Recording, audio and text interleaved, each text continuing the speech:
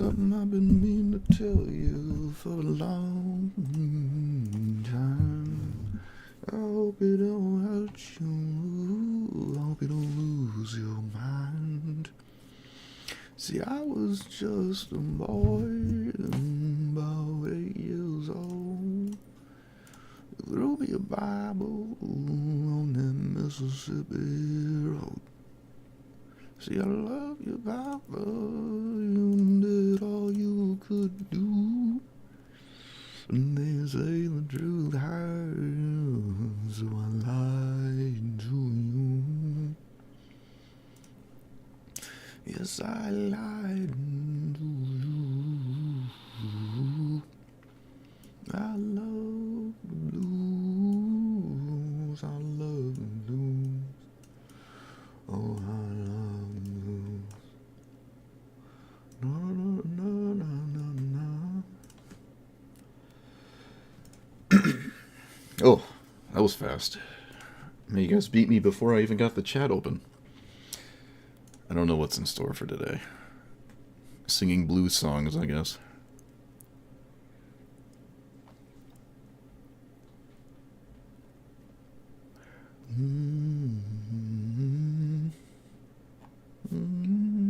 I've always wanted to play Crewfix.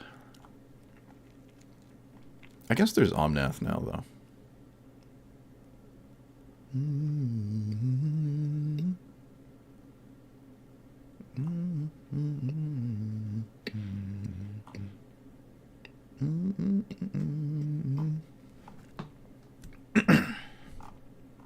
Damn, I own a lot of commanders. I thought there'd be more that I don't own.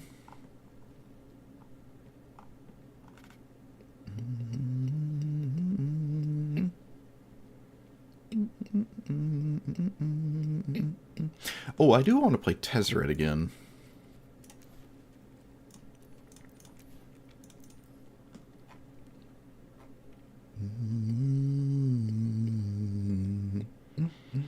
I like this Tezzeret. It's been a minute since I played it.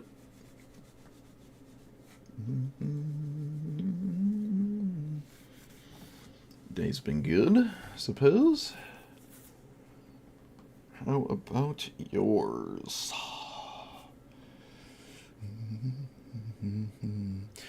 Yeah, I kind of want to play this.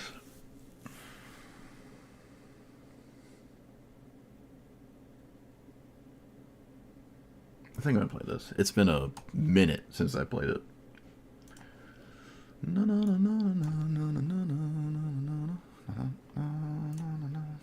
Assuming I play. I know I played it. Let me look. It was a year and a half ago.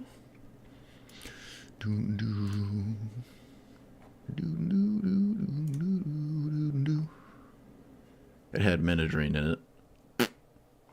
What is Thran Spider? Yeah. Okay, it wasn't that long ago then. It wasn't that long ago. Well, just do this the easy way. Export.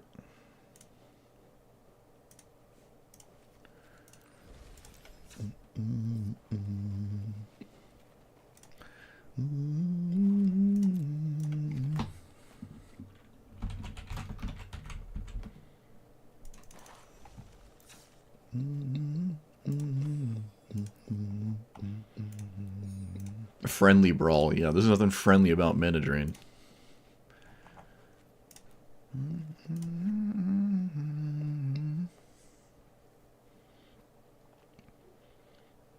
Let's see, what do I not agree with?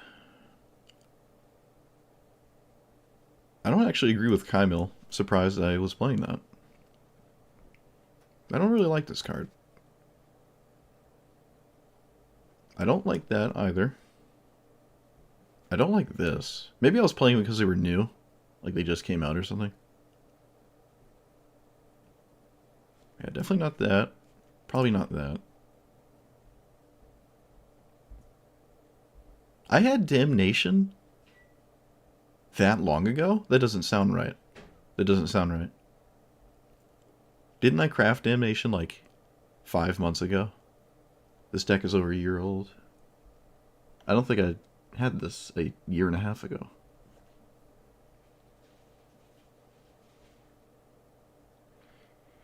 Bracket 4. Bracket 4 is the mysterious one.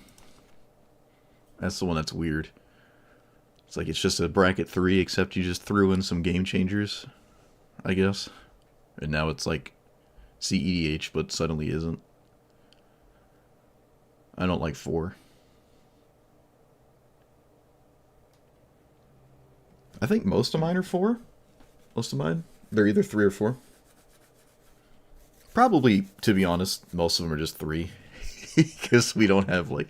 None of us have, like, win the game on the spot cards in our decks. We just have, like, incur huge advantage swings kind of cards. Like, the most explosive thing is probably Elish Norn. 7-mana one. Nobody has, like, a Crater Hoof. No one has a combo. It's just, like, giant mid-range piles. There are, like, no combos. Oh, that's not true. That's not true. I guess there's one deck that can, like, explode and win. I don't really like Godfrey's statue either. Oh, and the lands. I'm sure the lands have been different since last I played.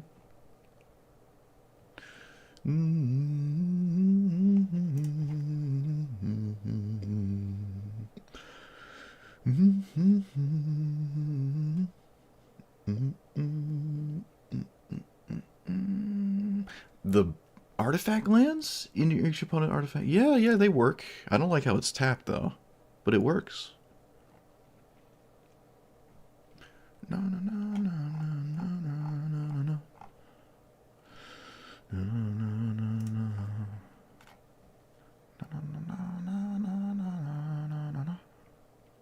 Boop. Yeah, that's better. Oh, that's a direct improvement. Where's the Verge?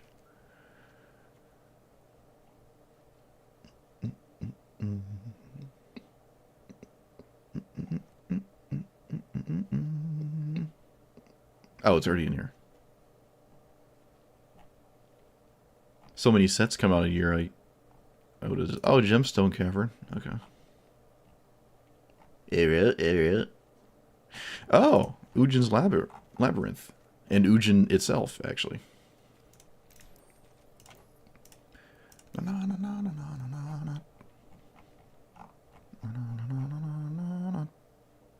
Ujin was not in the game at the time. Boop.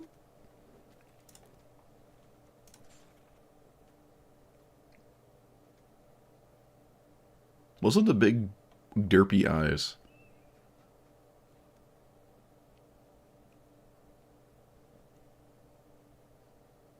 I don't know. I like this one.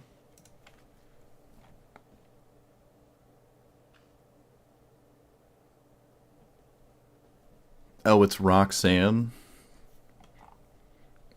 Actually, Roxanne's okay in multiplayer. Yeah, that's fine. Especially if, like, someone just removes the artifact tokens and then you're not doing anything. I'm going to take out Ornithopter and Mirror. Oh, we have even more mana rocks now. We have the Signet and the Talisman. Oh, that's beautiful. Oh man, this deck has gotten a lot better. Well, it has gotten better.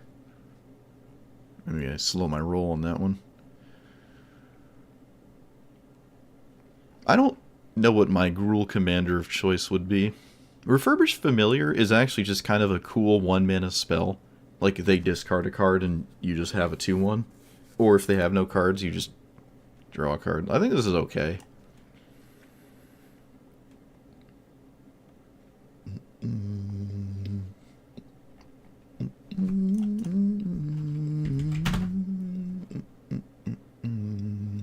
Boop, boop. Oh, maybe not Dimir Locket. Boop.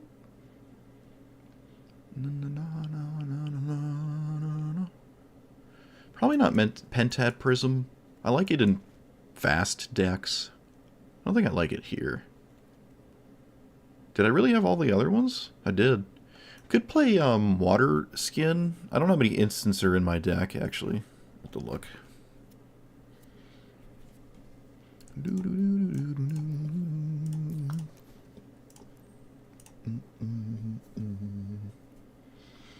Brood Horde One Ring Engine. That is a win condition here. Same with the Surarak. I could put a Surarak in here. I don't like Ominous Lockbox. I actually don't really like Baleful Strix either. It's alright, but kind of not really. Trying to think, like, the most expected opponent is Rofellos, and Rofellos would not ever in any way care about Baleful Strix, so maybe don't play it. Wow, I had Ritual of Soot in here. Maybe it's fine. I mean, the things to kill are 1, 2, and 3 drops. Mostly 1 drops. It doesn't really kill 1 drops in time, but I don't know, there's enough good sweepers that you don't need like a restrictive one in my onions. I don't know if I like Strix or the other one. In any deck where the bird is annoying, it's best not to give your opponent a bird. I think the bird is annoying enough in this deck, against this deck.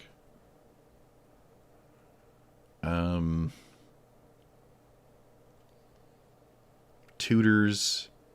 Jace is alright. Oddly lacking removal.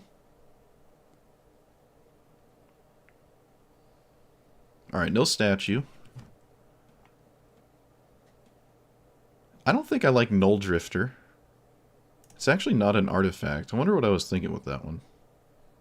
I can't see the logic. Crystal Brand seems unnecessary. Although there is Entomb Reanimate now these days, to be fair.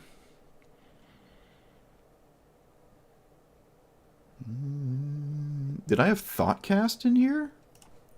Was it not in the game at the time? I think Thoughtcast is reasonable. Yeah, it must have not been in the game at the time. Sweet. I've never been a big fan of Emery. I don't think I'm an Emery kind of deck, honestly. Paradoxur Injuru. And then I have that. Okay. Aetherflux Reservoir?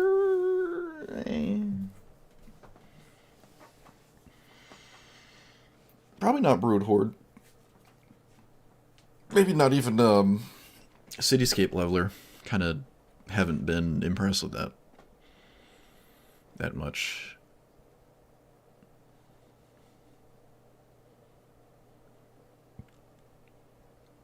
Tome of the Infinite is just in there.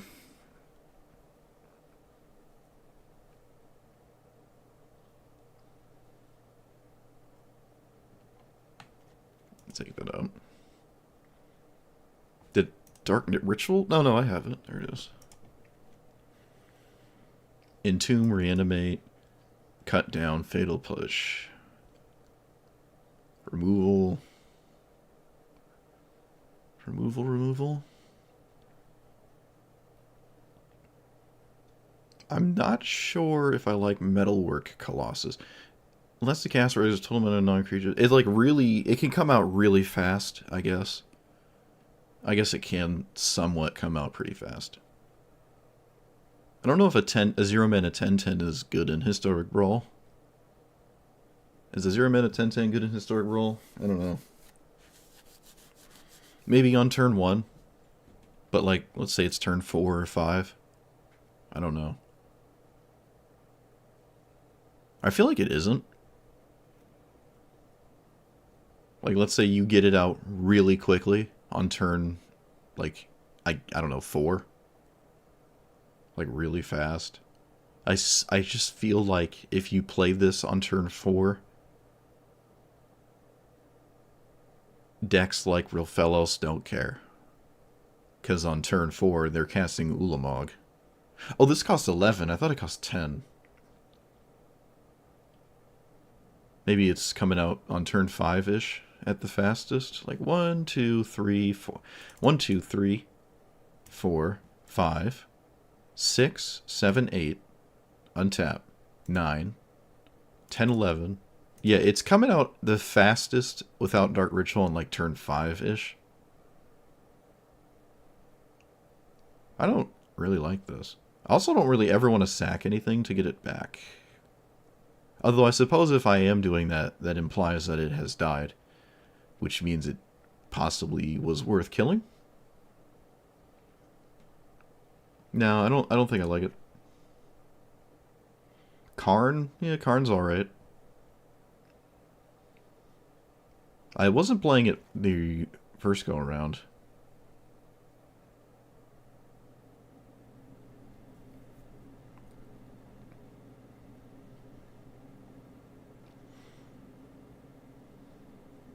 Not even sure if I like Jace.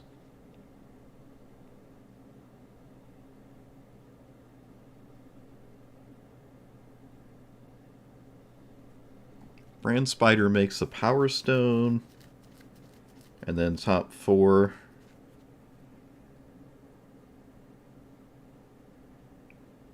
Do I like a Power Stone with a 2-3 or 2-4?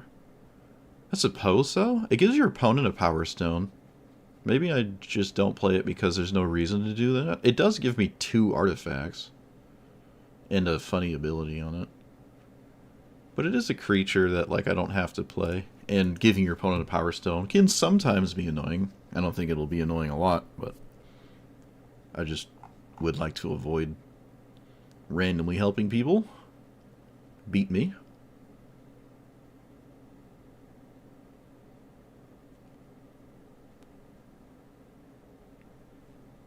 No, I don't like Hullbreaker Horror.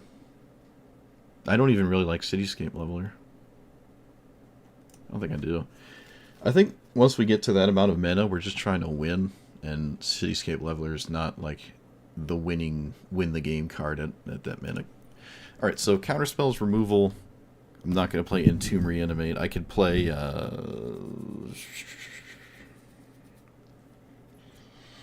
could still just play Reanimate, honestly, but I'm going to try Force Spike. Ponder, Preordain are not in here.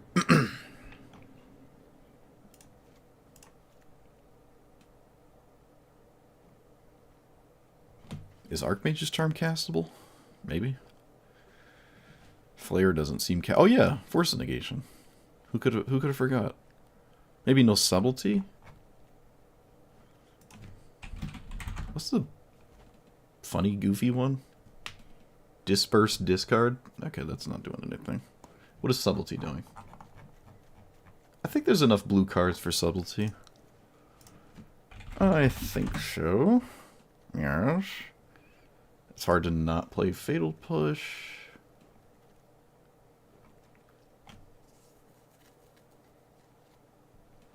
Do I not have any tutors in here?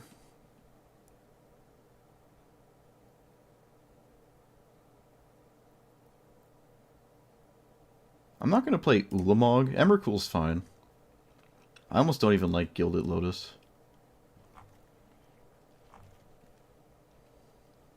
I still feel like I don't like Jace. Filthy furries. Blasted furries. Invading my safe space. Alright, Bitter Triumph. Extra turns are fine.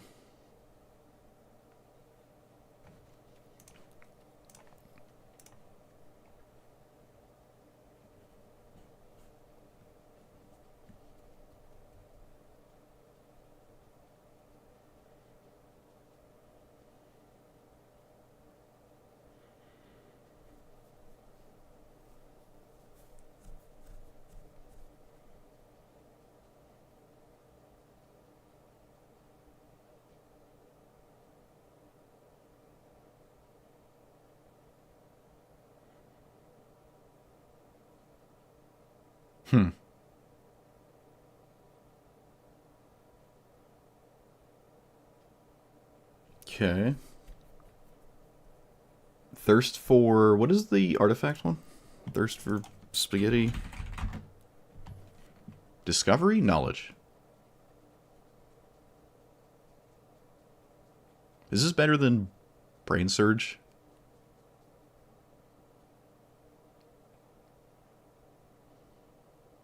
Brain Surges draw 4, put 2 back.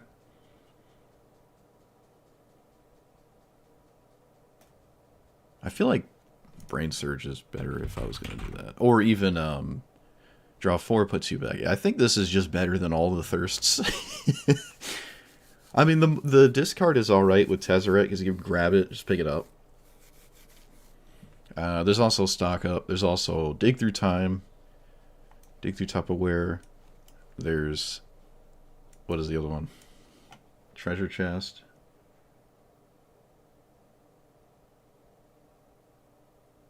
Villainous Wrath.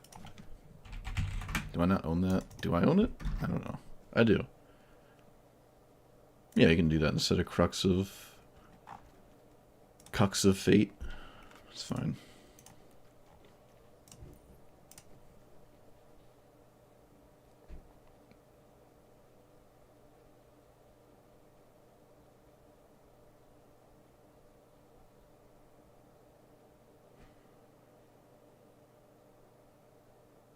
I don't even know if I like Portal to Phyrexia, actually. It's fine. I can also just play Virtue as well and just start like slowly grabbing my opponent's creatures as a win condition. I have no tutors. Maybe that's fine. Tezzeret's annoying enough.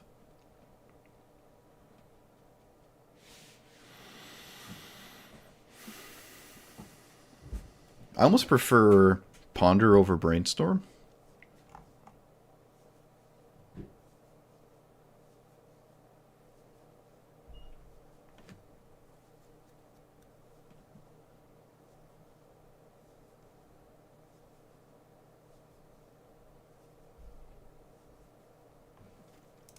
Oop.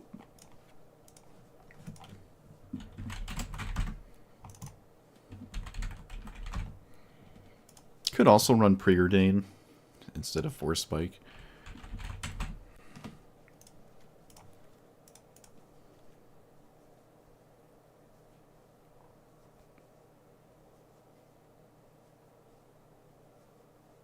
What's Mystic Forge? Right. There's definitely a world where I can play a Surak. It's definitely a world where I could play that.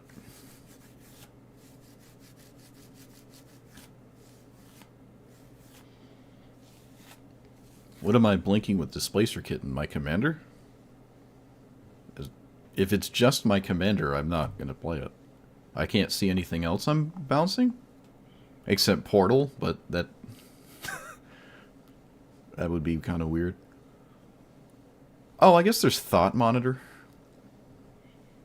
Can reset Phyrexian Metamorph.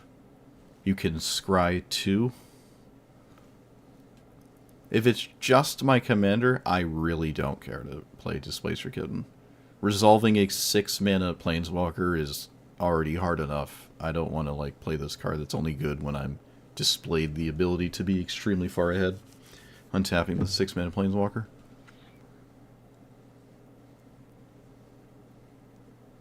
Ideally, you're ahead when you play it. Maybe sometimes you're not. What I said Virtue. Virtue of Deathness. 42 lands. Oof. Spicy. Let's go down one. Yeah, I don't like Kitten here. Especially with my own board wipes potentially blowing it up. There is Resco. It's pretty gross, the Resco, I guess. No. That's too far and few between. I actually can't bounce Server Rack. I don't know why you would. Palantir's fine. Inspiring Sanctuary, is that the one that gives your stuff improvise? Non-artifacts have improvise? Most of my artifacts already tap for mana though, so...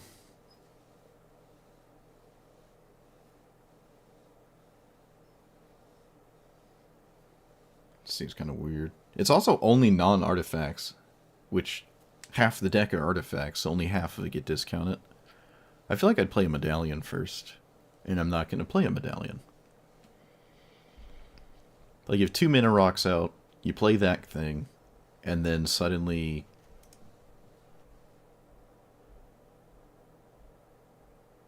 Yeah, half my mana rocks already tapped, like half my artifacts already tapped for mana. It itself could just be a mana rock in my deck, but then it doesn't help me cast artifacts. Like, replace it with Chromatic Lantern or something. And then I have mana rocks that it doesn't help cast, but it helps cast everything else. No, I don't like it. No. It's not making sense to me.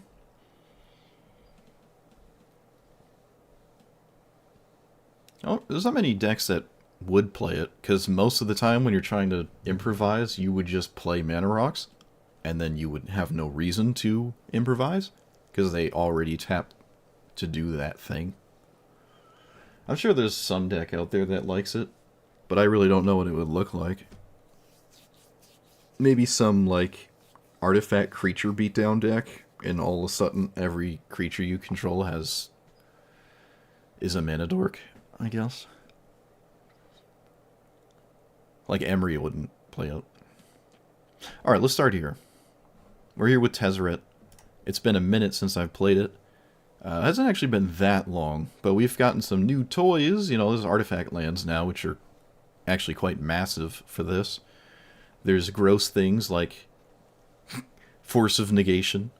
There's also, like, Entomb Reanimate, but I don't feel like that is where I want to go. You definitely could Entomb Reanimate, Persist, Necromancy, and what's the other one?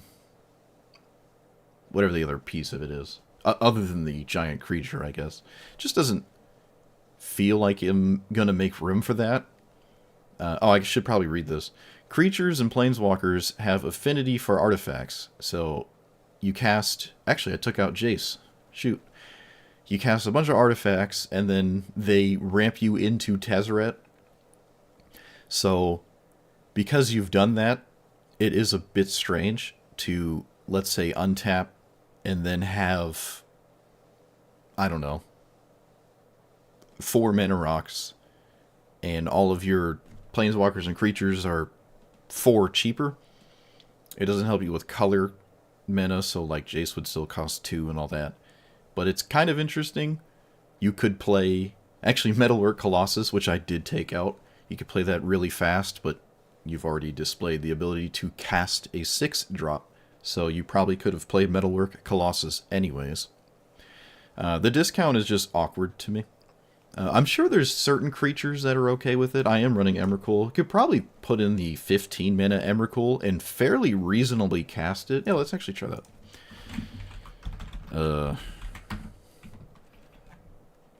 Yeah, let's try actual Emrakul.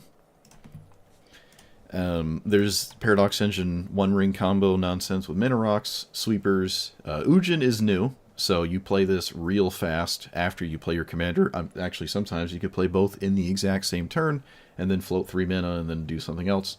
But for the most part, there's a lot of artifacts and creatures... Oh, excuse me. Creatures and planeswalkers that don't fit the bill for me with this. But anyways, its +2 is you deal damage to each opponent, and where X is the number of artifacts you control, and you gain that much life, so maybe it's like 5, and you just steal 5 life from your opponent over and over.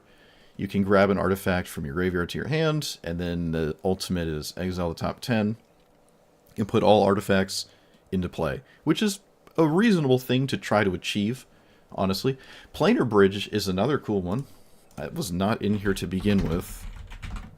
Planar Bridge is kind of neat. You still need 8 mana. You can't discount that side. But you did cast Tezzeret, so you're probably not far off from doing that anyways. I have liked this card in the past. You can use it at instant speed as well.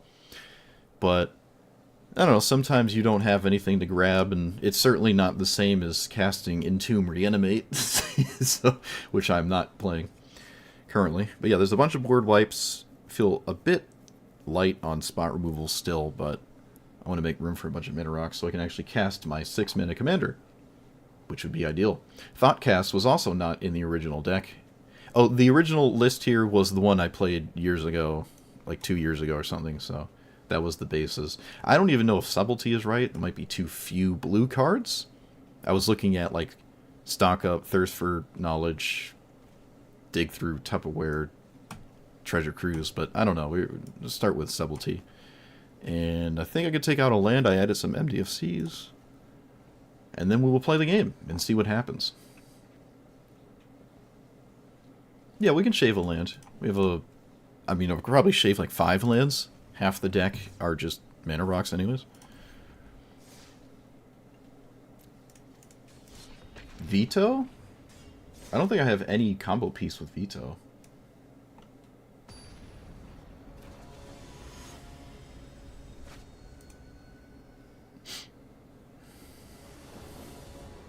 I mean, if you want to play,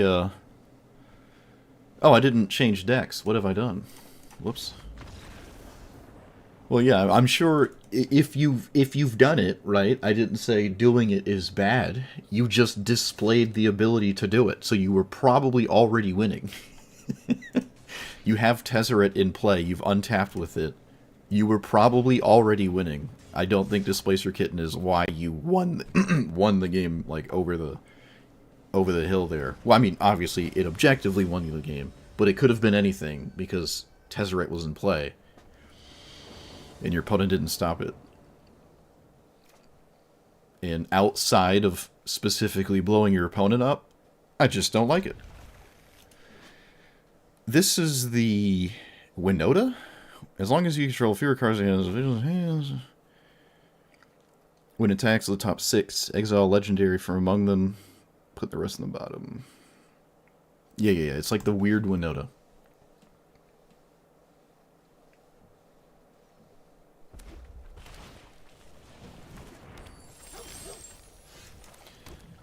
Okay. Oh, it doubles my damage. Sure. I don't know if I care about that. Again, I feel like if I have Veto in play and I'm plussing Tezzeret over and over, I've won the game. I don't need to double the life stealing, I feel. It just, again, feels like a card that doesn't do anything unless I've displayed that I'm already winning. Do I want a mana? Yeah, we want another mana source, I think. It's time to dirtle around a bit here. Oh, maybe I wanted to kill the... well, it's too late now. Let's do black, I guess. I think we're fine letting that card hit me. I really don't want to kill that stupid token, so... I try new ideas all the time. I just also challenge ideas. Which I think is what you should do as a human being. I think this is reasonable. I haven't heard a strong counter-argument to what I've been saying. I could be wrong, but I haven't heard a convincing, compelling argument that I am not wrong. I can easily discard one of these here. I really wish I had a board wipe.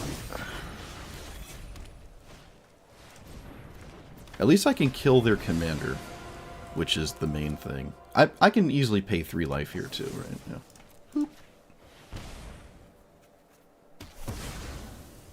It's certainly not looking good if that hits me, but the problem is they can cast it every turn.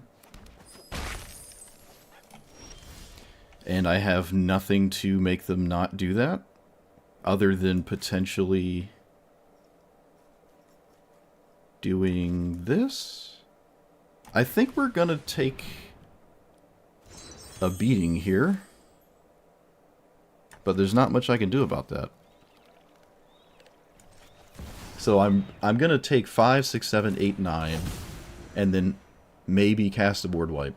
Does that help? 1, 2, 3, 4, 5, 6, 7, 8, 9. It does, kind of. Oh well, it gives me a bunch of turns so I can sift through more things. Hopefully they're just fixated on swinging and doing the thing and not actually doing anything else.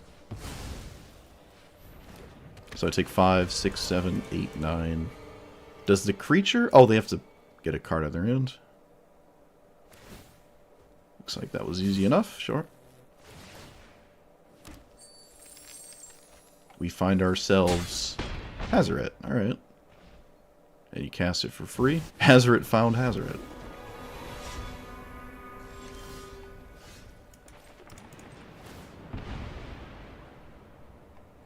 Boop. Alright, well, we have turns. They should probably say money. Maybe they just say money. They do say money! Okay, so we grab... We could take this for treasure tokens, but they could just block it forever. They do say money. Alright, I'm going to take this. I'm going to take it, and I'm going to swing with it. I will gladly let my opponent kill it. Actually, maybe I shouldn't. Attacks the top 6 legendary creature. There are really... That's not happening. Alright, so we do this. Is there an artifact or... No, there's not. We should probably play this. Well, I most certainly should play that, because it makes my Tezzeret better. And I guess I'm not swinging. I can use it to block, and I have a 7/7.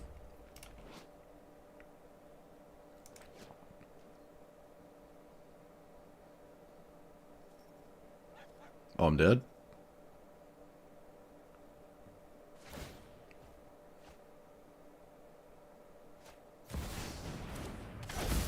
$10? Oh, that's a combo, isn't it?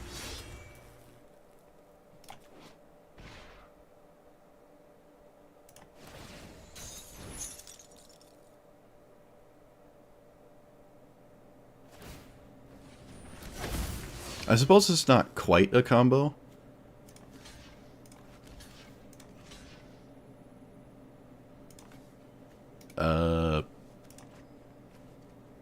Okay. I think I'm dead, though. They can do it one more time? Because of the treasure token? Oh, no, they make infinite treasure tokens. Alright, yep, that's a combo. Nothing I can do. Well, that sucks. I just, like I said, I needed a board wipe. I could have come out of that, though. There's plenty of cards in my deck that would have saved me. Plenty of cards that would have saved me. But, of course, they had a combo. They had, like, the only 2 cards that combo. This is, like, the only thing in the game that combos with it, too.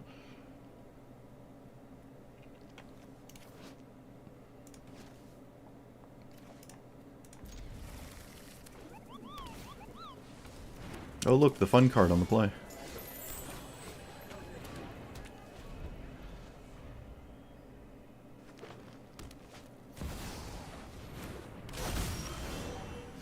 How exciting.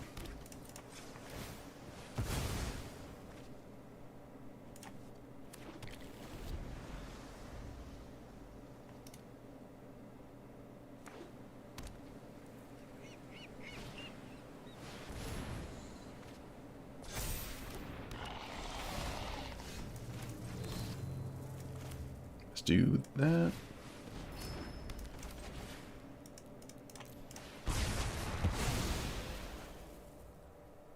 I don't think it's worth waiting a turn or anything for this.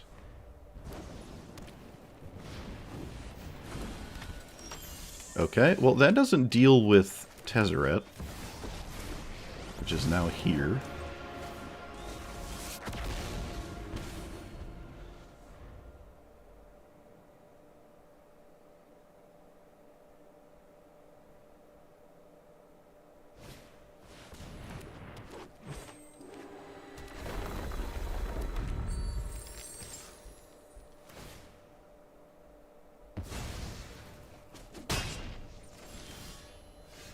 So, blow up this board.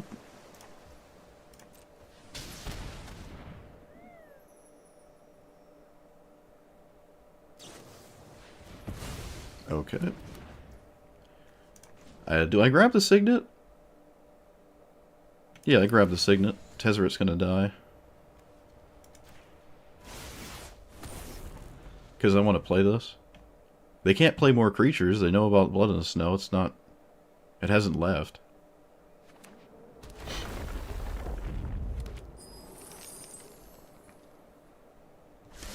4, 5, 6, 7.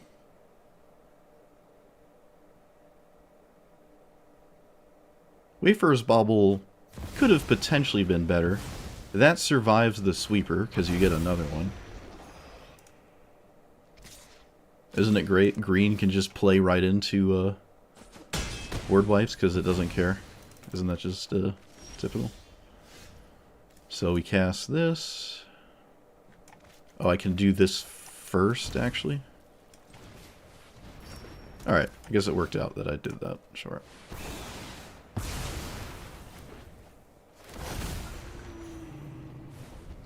Four, 5, 6, 7, 8. Expropriate's just kind of a draw 2 here.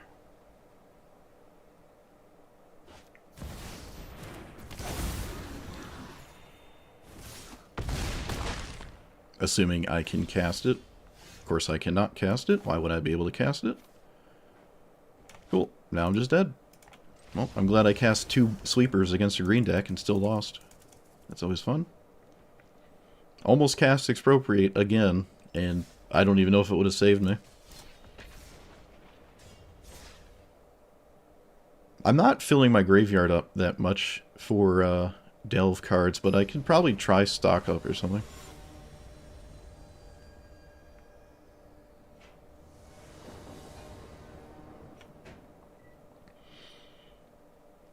Yeah, it's almost like I know what I'm talking about. Crazy. It's almost like board wipes actually kind of stuck in Historic Brawl. It's almost like I keep saying that. Paradox Engine. Well, I can't really cast it. I guess I'll put it to the graveyard. Tezzeret can always grab it later, if the game is about that. Let's play that.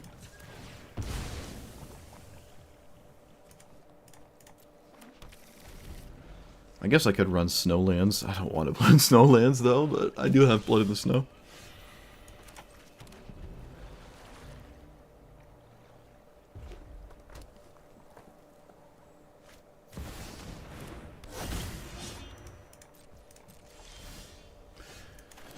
Personal land.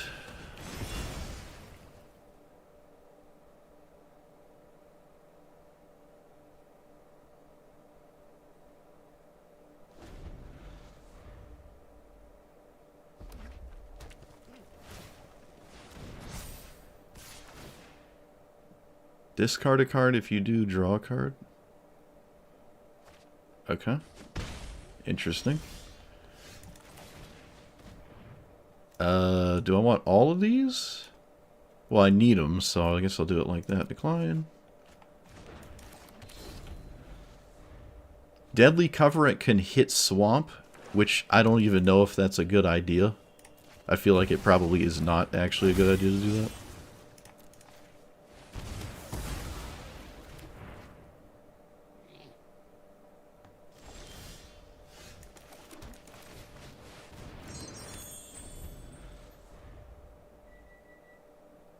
I mean, it's okay. It's okay to do that, I guess. Godfrail statue, what? Okay, let's play this, I guess?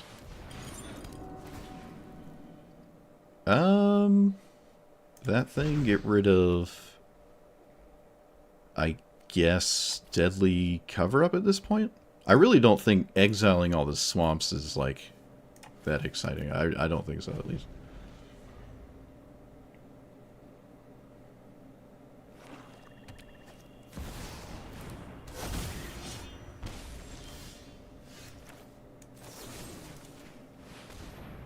I guess I will now, because I might as well, but it doesn't feel like that crazy. So collect evidence. Can get rid of these.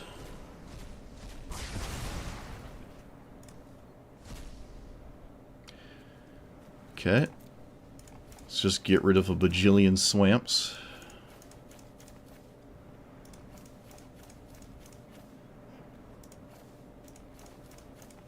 That is a lot of swamps. Oh my goodness.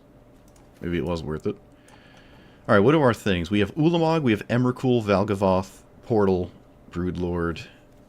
Force flippies. Okay, sure. There goes a bunch of swamps, which they probably won't miss, and maybe it was wrong because I thinned their deck out of a bunch of stuff they don't probably want to draw. But I did do it. It could matter.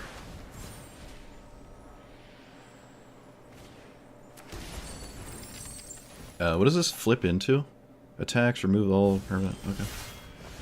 So I can play Tezzeret, and it doesn't die to either card in my opponent's hand. So we'll play it. We have 4 left. I guess I'll just leave up the spell. I'm going to plus. I'm not going to grab Paradox Engine or anything. Yeah, I'll just leave up Cyclonic Rift. 4, 8, 12, 13. There's no 15 mana Emrakul on there.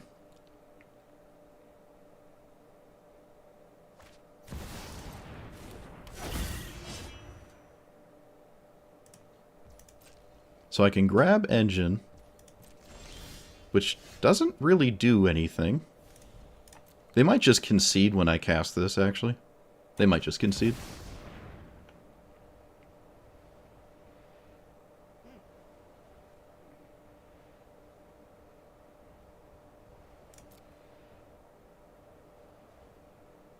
Yeah, I mean, you can't say money, because then I take your commander and... Wow, they did say money. Crazy. Alright. They can't kill it from my perspective. Do I even... I mean, I could do the thing, right?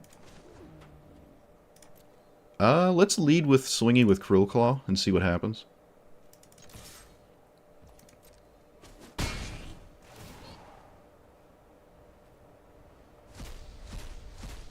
Sure.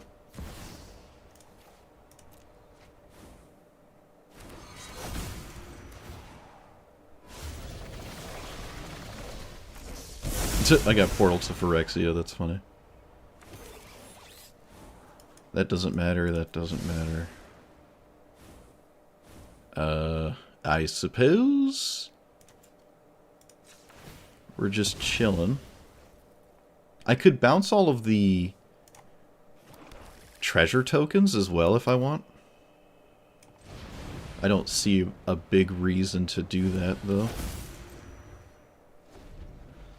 But I can counter the board wipe. I can also simply let them cast it. I don't need my board to win this game. Tezzeret will win in a couple activations. I shouldn't fight over something that doesn't matter. Oh, they have a dragon. Okay. Is it a spooky dragon? Sure. Yeah, I'm not fighting with it.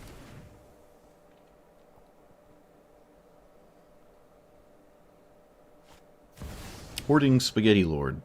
Sure. Certainly beatable.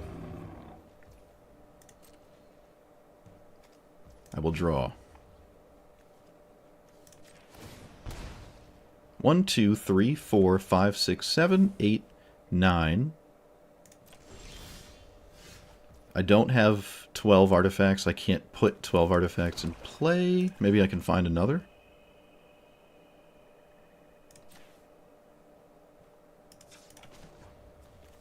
If I proliferated and grabbed Paradox Engine, that still wouldn't have been fast enough. Yeah, that's not enough. Alright. So it's just 2 activations in there. No longer alive. How much mana do I have? 1, 2, 3, 4, 5, 6, 7. So I can play this. Oh, I missed lethal. I'm sorry. I'm an idiot. I played an artifact, put on the 1. I'm dumb. Alright, I'm just playing with my food. Whoops. Oops. I missed lethal. I didn't count my artifacts correctly. I kind of forgot about the constructs I was generating. Totally forgot about them. Yeah, I missed lethal. Totally forgot about the constructs. It doesn't matter. If they kill my commander, I can recast it and they die that way. I just killed them in 6 Ways to Sunday. But obviously that was a miss lethal. I forgot about the constructs. That's funny.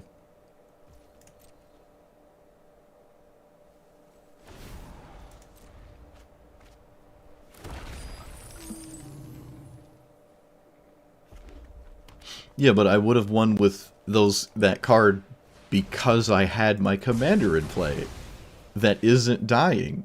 You know, I'm winning regardless. There's a 6-mana planeswalker in play, ticking away. Return up to creature. Each creature. Okay, what does this do? All right. Well, you can't kill Tezzeret because that doesn't. It just comes right back. Yeah, they're killing it anyways. Sure. They also tapped out, so now they have to deal with the 10/10.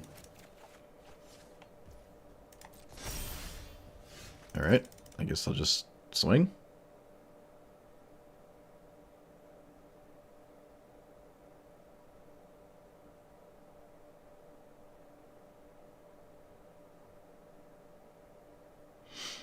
No, you can have your opinions about it. Doesn't bother me. Like I said, I would like to hear counter arguments to why I should, to why I was wrong. I haven't really been convinced.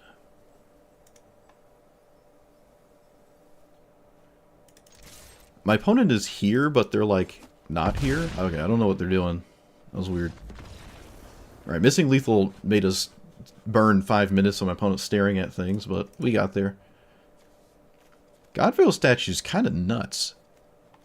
I feel like you don't want to hit this with your commander, because by the time you've successfully hit your opponent, it might be too late for this to be very impactful.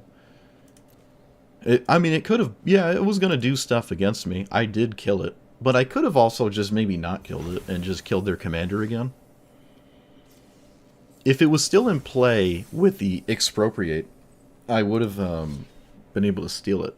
That game lasted long enough where I could actually get away with a delve spell, I think. What I really need, more or less, is kind of like card draw. I really don't want to play Snowlands. I don't even know if Blood in the Snow is even that good. A 6-mana board wipe is kind of just not great. I think I'm going to take it out. There's better cards now since I played that.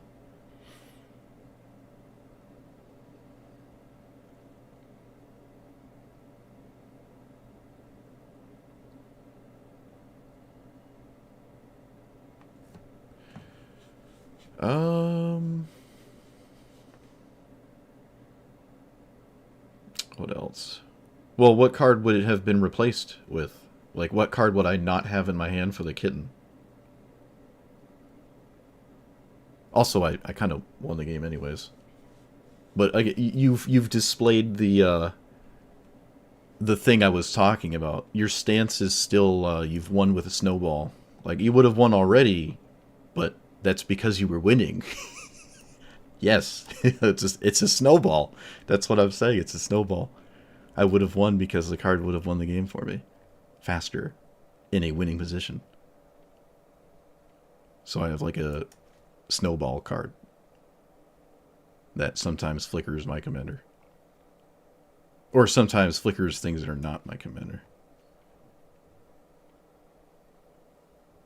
Okay, I want to avoid creatures, but there are like Frogifies and stuff, I guess. Those are pretty good here, right? Let's see, the average artifact count feels like it's anywhere from 3 to 5. So, is there any creature or something that's interesting with that discount? That isn't just Eldrazi? I don't know. I could run a tutor, actually. We have this. We have these at some point that are moderately castable. I'm literally casting Expropriate with, like, ease. So that's just why the affinity doesn't feel terribly useful. I'm just casting casual Expropriates with no problem. I just don't think the affinity is great. There's also not a lot of good hits with it.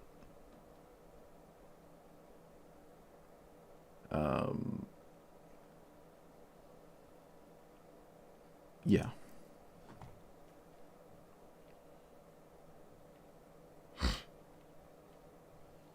I don't think anyone's called you an idiot. You've just emotionally compromised yourself, my guy. I never thought you were dumb. You'll be fine.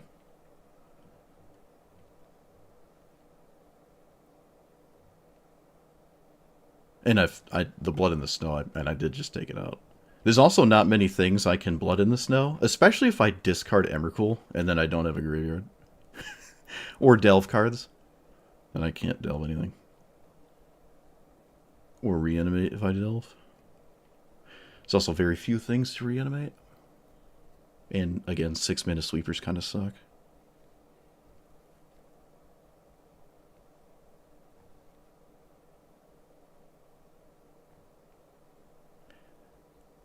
I still don't like Rhystic Study. Actually, what do we have? Surely there's some fancy artifact I'm not thinking about.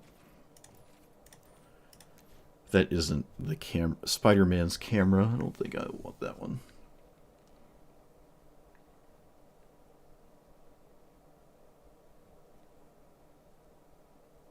Emery does put cards in the graveyard for Tezzeret to grab, I guess.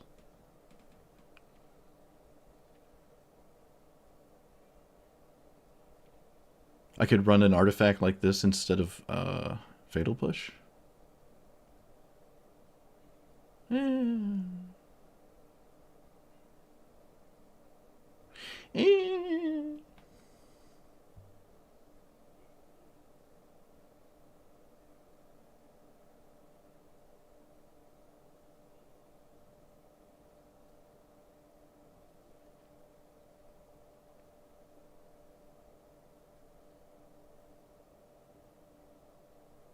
I don't like the medallions.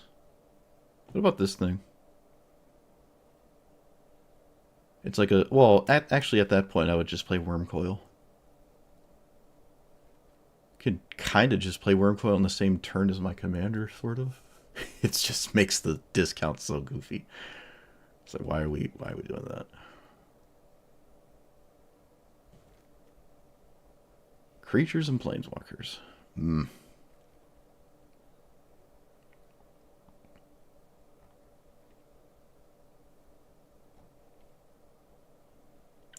What is the Spark? No, the Aether Spark? I don't have anything to equip it on, right? Yeah, I don't have anything to equip it on.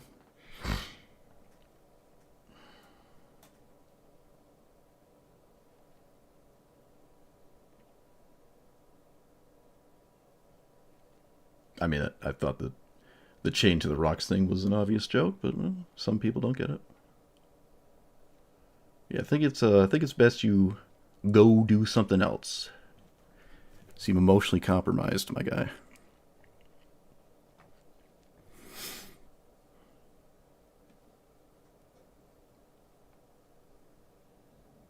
Everything Solemn Simulacrum is doing. Oh, and I forgot about this. This was definitely not in the game at the time. It was definitely not in the game at the time.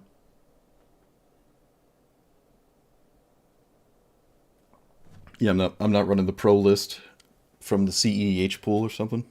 Again, I literally wasn't actually convinced. It's kind of funny. All I wanted was like, just tell me why I should play it, and I just winning faster is not a reason to play it. It's not a reason to play it. It doesn't make any sense. Very strange. Very strange. But the moment you felt like someone was calling you an idiot when no one was calling you stupid, it kind of just goes to show you're just emotionally compromised and you're not going to really have a strong stance on anything. But that's human nature for you. It's like not rocket science to explain why I should run it. Not because I win games faster. It's still a snowball card. I talk about snowball cards all the time. You shouldn't play snowball cards. Like, oh yeah, but you're winning already. Now you have this card that wins even faster. Like, okay. I could put Jace back in.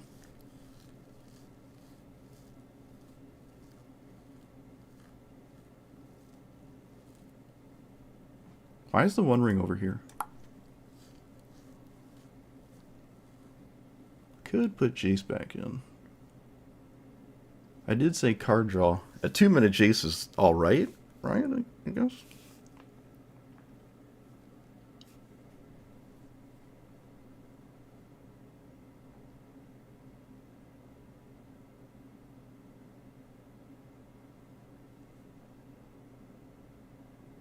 I don't think I've had enough blue for subtlety. I'm gonna take it out.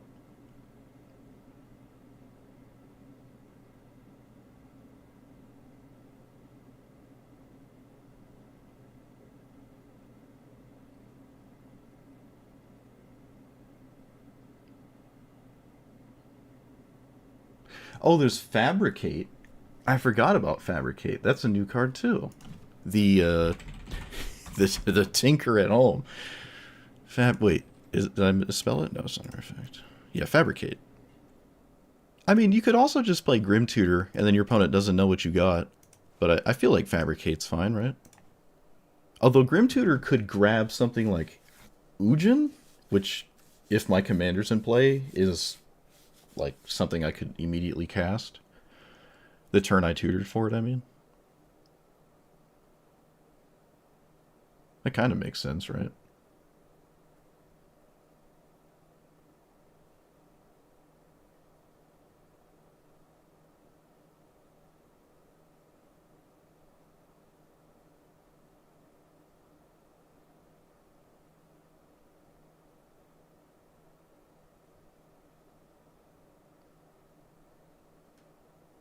I'm gonna keep the Emrakul's until I actually cast one.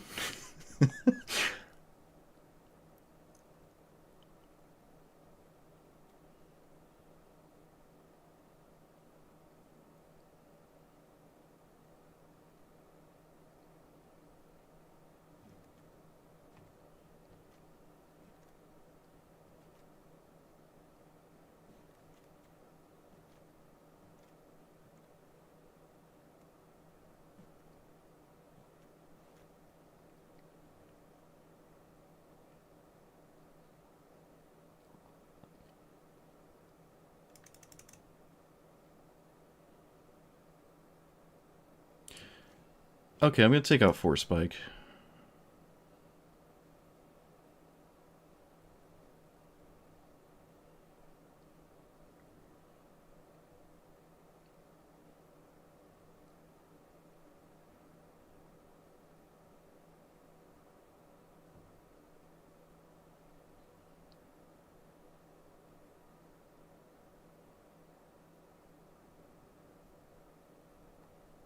Maybe I don't play Force of Negation? For the same reason I'm not playing Subtlety?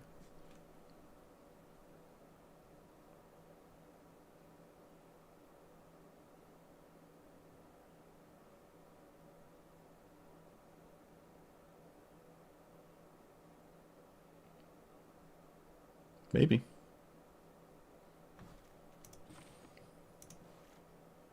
It's still a... You could still cast it.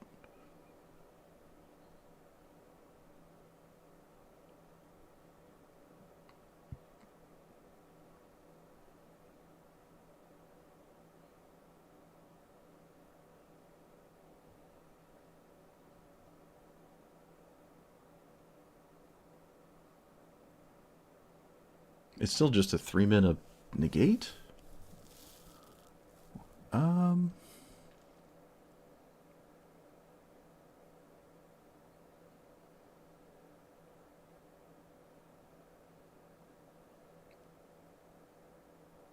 I think Mystical Tutor's fine.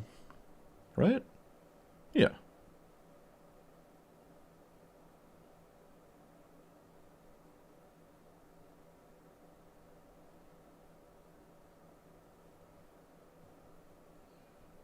No, I don't think that's true. I couldn't tell you the last time someone got, like, butthurt that I didn't play a card they wanted. I was totally down to play the card. I just was literally told no argument why I should play it. I find that strange. You would have won by now is not an argument. Yeah, we're gonna take out Force of Negation. I feel like if I don't want Subtlety, then it's the same thing. So why am I stuck on that one. It's more castable, I guess. That's why. Yeah, we'll just take those two out. Totally forgot about the solemn golems. But no, that's probably like the first time in probably ever, actually, in my YouTube chat, someone just got emotionally compromised and they couldn't explain their reasoning and then felt like everyone called them an idiot, but nobody... all I wanted was a compelling argument and wasn't given one. Very strange. But they also don't get the chain to the rocks thing, so I guess it's... One would hope it's just a kid. I don't know, maybe it's just a kid. There's nothing wrong with that. I don't think anyone's stupid. But sometimes you just gotta put your phone down.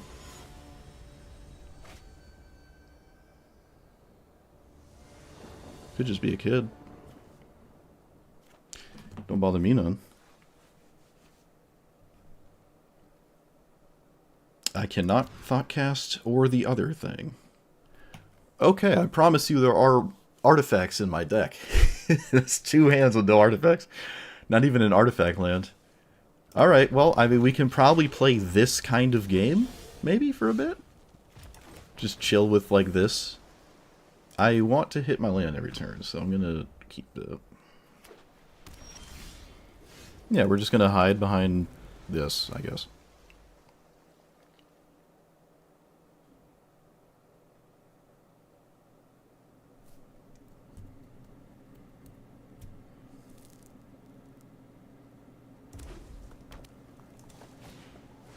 I'm not going to fight over mana rocks, even though that one does technically draw cards. I'm just not going to do that.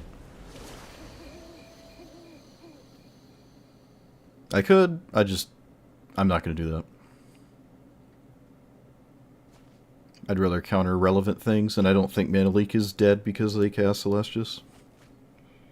Opponent gets rid of 5 damage to target stuff with things. Alright, I'll Mana Leak that. They played right into a counterspell, which makes sense, right? Avoiding that the whole game is probably not the best idea. What does this do? Draws, okay.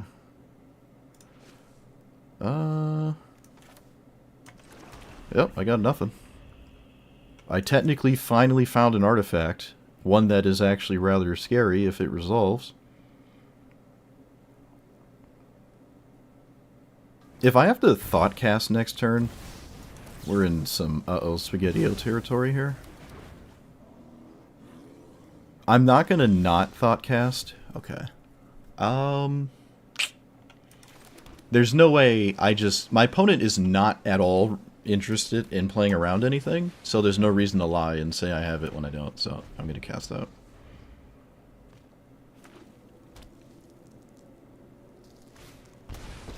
Okay, that one's fine. They had a tap land, so there was no Quintarius. This one's actually a bit surprising. It's actually a bit surprising. Maybe I play this instead of... How reasonable is it to just hold this and cast it later? I have the Bolas's Citadel, actually, so let's just do this. Get a Swamp.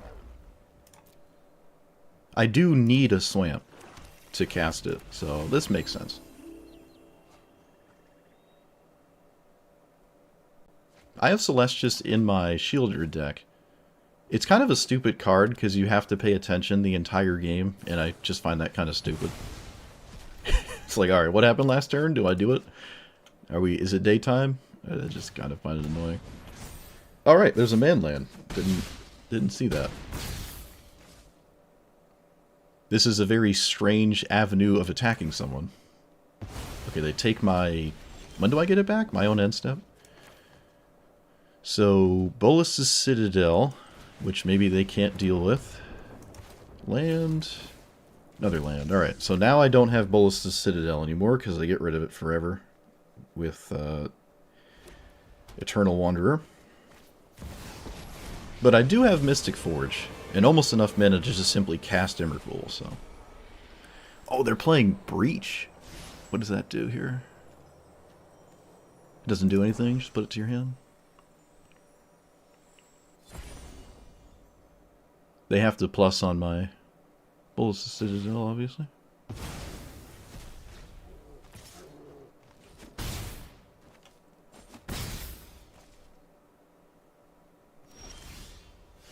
So I'm not going to put Emrakul under that land.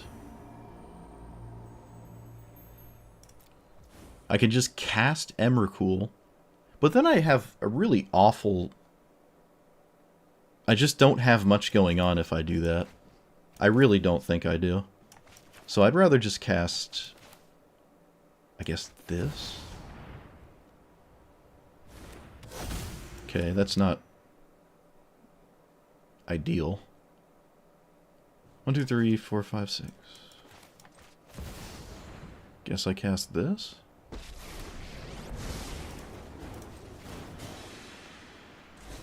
Alright, well, here we are.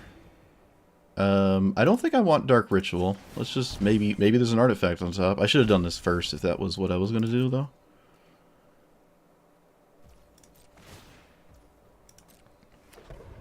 I could have just cast Dark Ritual, actually, with the Bolas's Citadel. You'd have Get Lost? Maybe there's a Get Lost.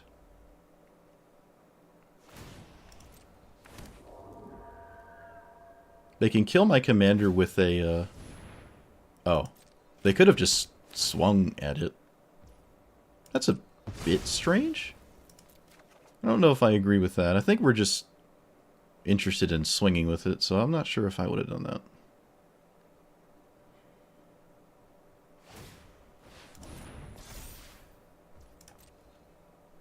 Suppose I'll Fatal Push the thing dealing 6 trillion damage.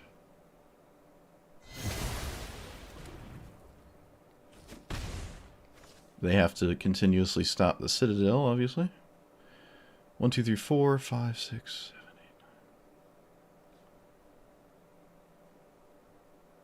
9. Although the Mystic Forge is a free version, I don't lose a life. Okay, they take my mana instead, so there has to be a removal spell. That is not it. -4, each player choose a creature. Sacrifice all their creatures. Okay, so land. I think it's okay to just pay life on that. Let's do that that way. Land. Do that. What's in the graveyard? Still nothing crazy.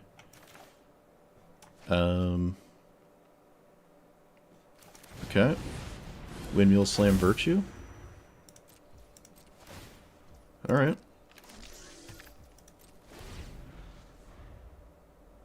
We have card draw for days, and our opponent has token value for days.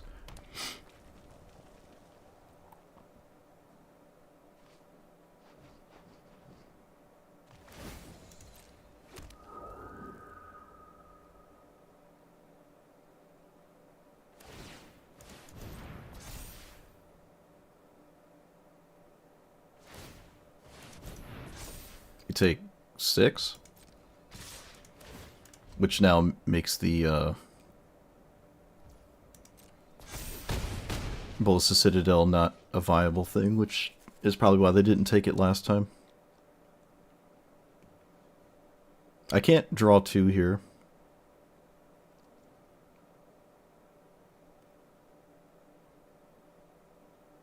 I don't think there's a reason to take Bolas's Citadel. Sure, I'd rather not draw a land. That makes me lose a life anyways. Cyclonic Rift. Okay.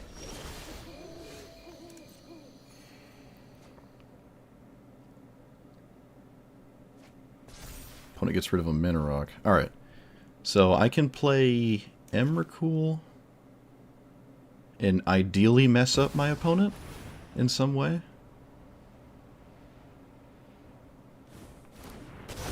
Play that land. Just pass. That comes back.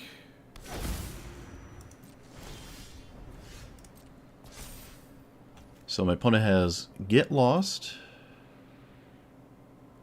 We're going to activate that. Activate this.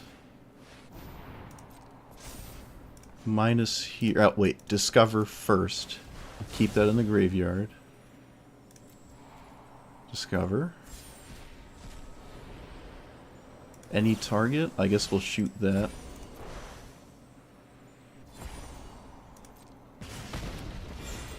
Minus.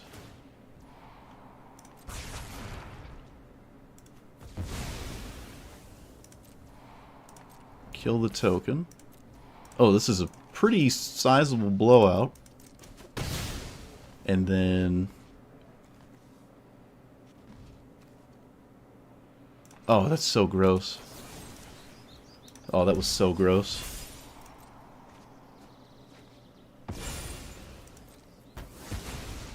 That was so gross. Alright. Well, good luck.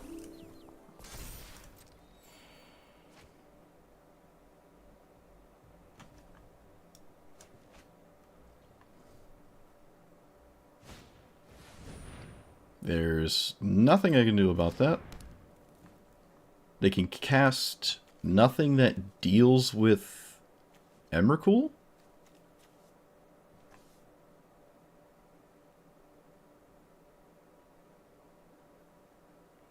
I can't Cyclonic Rift the Underworld Breach because I really don't want my opponents to get it back.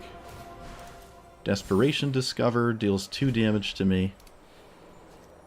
Deals 1 damage to me. Okay, so now I have to bounce Quintarius.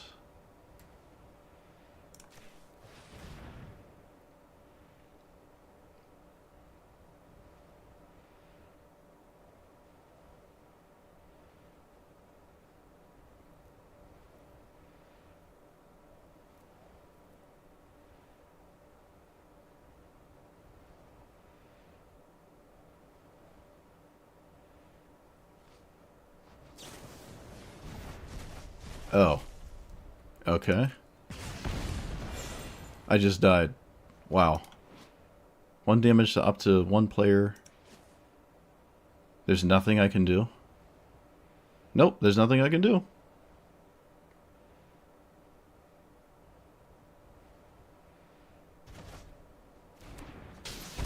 That's kind of unbelievable. Wow. Alright. That's actually unbelievable. I just absolutely decimated my opponent's board. Was there anything... Oh, okay, what did I do wrong? What did I do wrong? Okay, so I should have... This was a... I punted then. Okay, so I was supposed to cast Underworld Breach. And I guess leave them with... I don't know. Leave them with Eternal Wanderer in play? Alright, yep, I punted. Fair enough. I threw the game. I was supposed to cast the Underworld Breach. And just leave them with some Planeswalker or something. Yep. That's unfortunate. I could have tried to weave in another cast of my commander as well. Maybe. But that's kind of hard to do. I punted that. But there was a winning line. There was a winning line.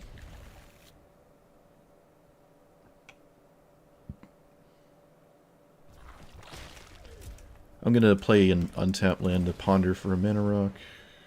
I didn't hit a mana rock. Actually, all of these are still fine. Yeah.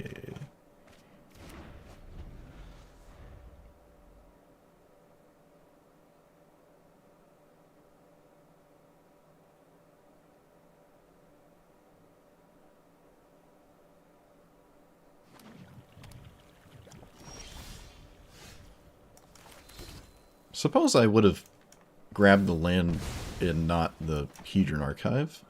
Miss top there. Not a big deal because I have nothing on turn 3. So this is a pretty sketchy hand, actually. Look at all these 4-mana cards. Look at them all. Chilling. Doing nothing.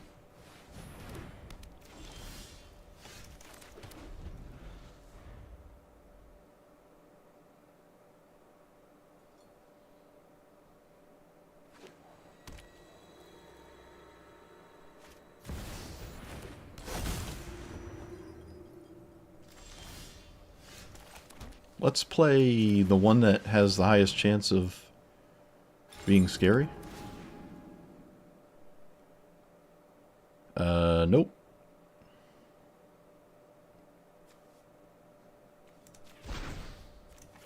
I don't want that, right? I don't want that.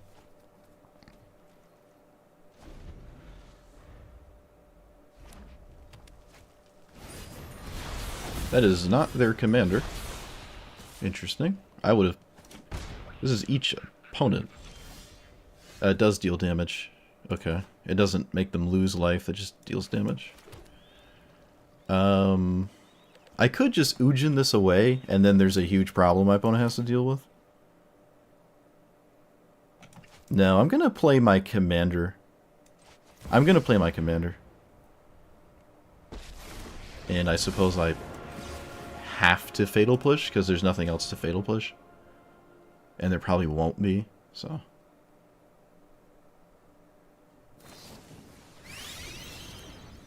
Okay. I will absolutely take that.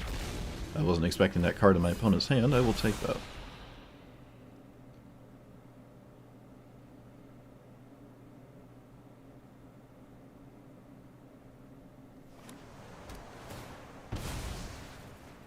I don't think I've played Sir Ginger.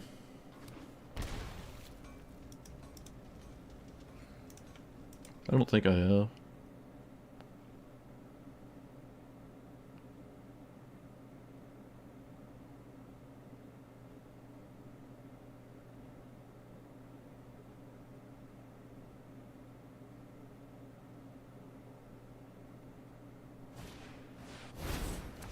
What does that do?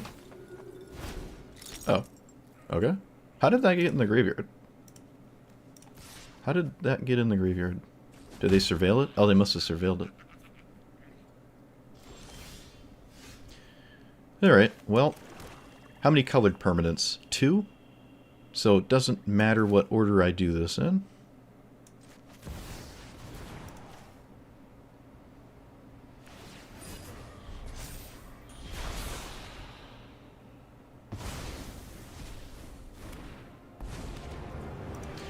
I'm going to 0 it and just vomit more nonsense. I'm not going to play Bolas' Citadel.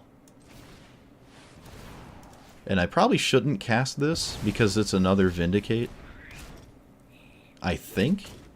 Maybe it's fine to cast it and I should just commit more mana into play. I don't know. It's probably a good idea to just cast my cards. I'm going to just cast my cards and not exile my Tezzeret. Would have liked to have plus there, but it's fine. I should just cast my cards. Well, they can't really use their commander, and I think it's more or less a pretty substantial piece of what their deck is trying to do. So I think we're chilling. Oh, I should have Bolas' Citadels first. Whoops. Let's play the Bolas' Citadel, shall we?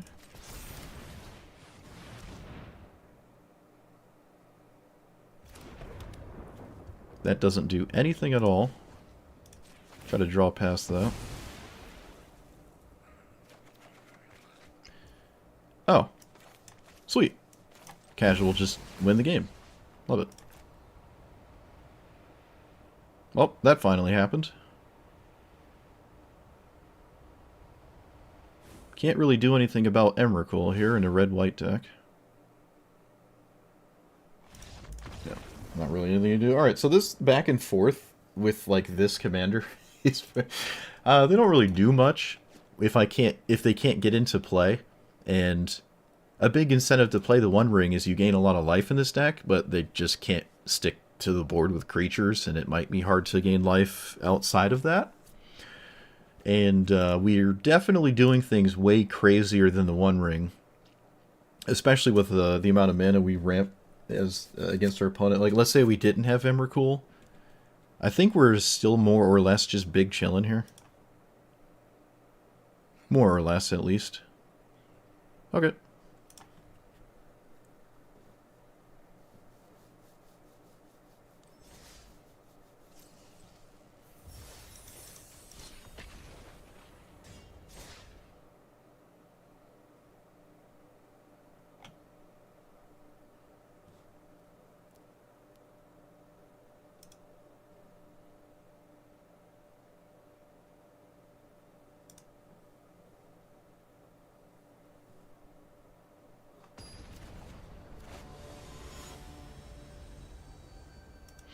Oh, it's the weird Appa card.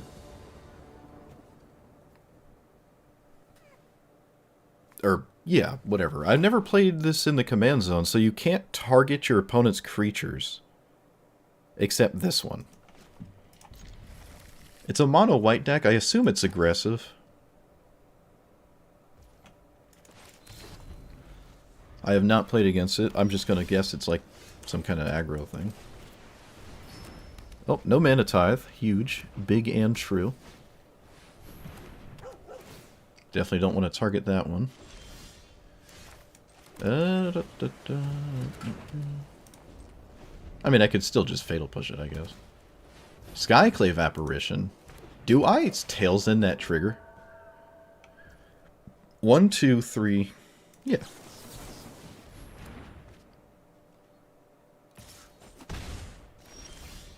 You ain't taking my stuff.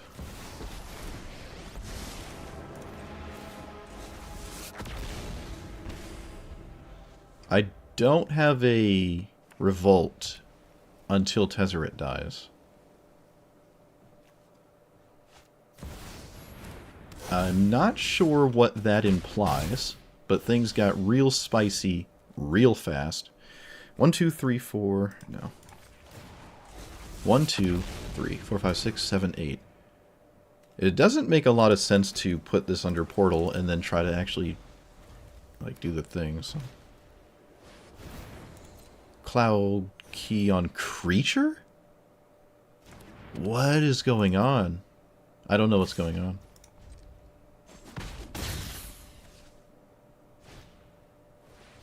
Okay.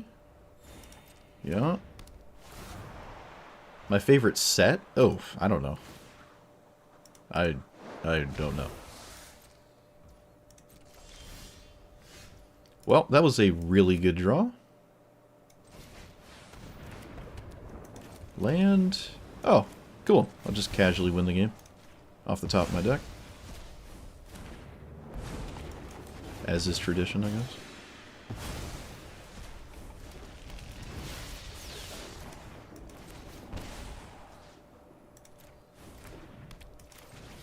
Well, this is... Oh my goodness.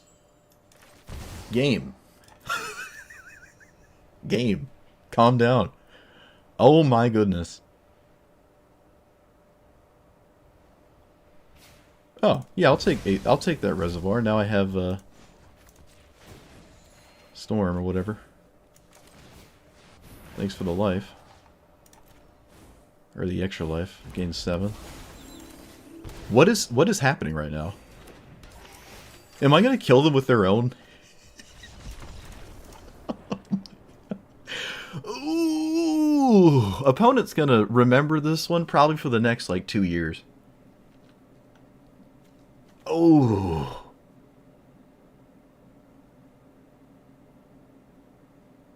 Oof. Oh man. Alright, well that offsets the punt I made against the Quintarius deck.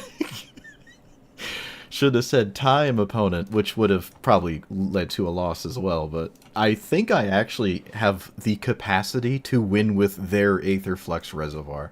That's crazy. I'm not going to play Aetherflux Reservoir, by the way. Just like Displacer Kitten, it only wins if I'm already super far ahead and have Bolus's Citadel in play left alone. That's like the only time that could possibly happen, so... It's just a snowball card. But boy, does it snowball. Boy, does it snowball. Also, you actually have to hit things with Bolus's Citadel. If you hit a bunch of lands, then I obviously can't do anything with that either. Yikes. Oh, that was honestly just really... If that happened to me, we'd probably just play a different game. We'd just start playing like Hello Kitty Island Adventure or something for a bit. Try to cool off.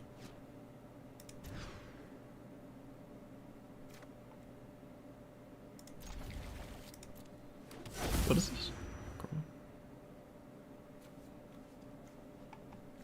Alright, I'm gonna be greedy.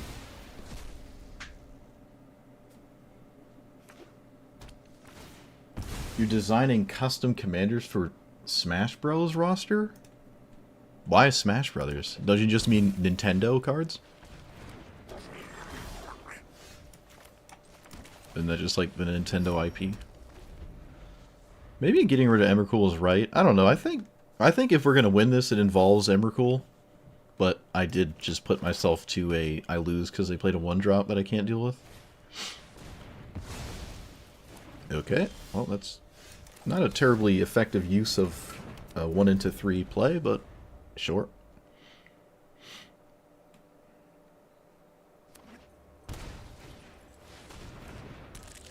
Of course, we just have a fetch lane. Why not?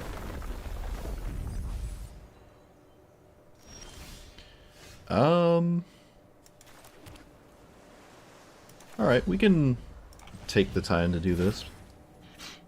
I have, what, 2 turns before I just lose instantly, because Ice Till is the dumbest thing in the game? Unless I find something that matters here.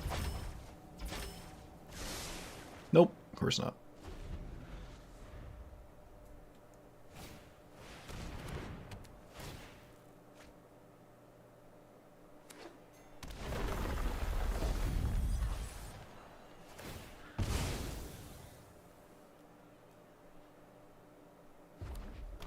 They did not play their commander. Not sure why. Also, Casualties of War is a bit crazy in Korvold. Why did you not play your commander?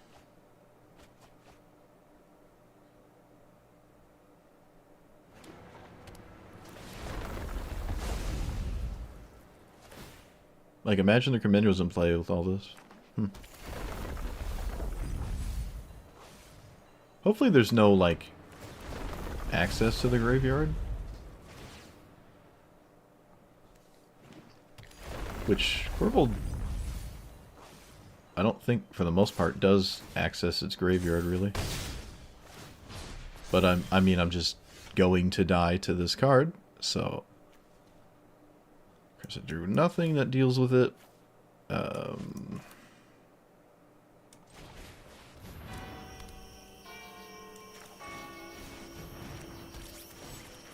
I wish I could kill this. So now they draw 500 cards, and I die in like 2 turns. 1, 2, 3, 4, 5, 6, 7, 8. What does that do? Okay.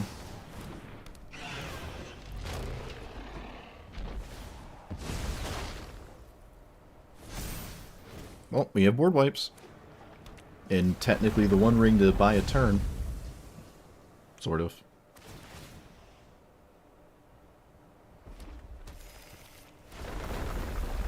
There's not really going to be a scenario where I cast my commander and have it genuinely discount my stuff. Oh, they killed it for me. Okay, well that... I would not have done that. I don't think that's what I would have done.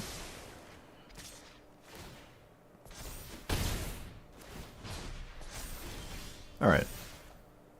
Ujin. That is a good card, but it doesn't save me. I can exile 2 things? Maybe that actually is good enough. Maybe exiling 2 things is good enough.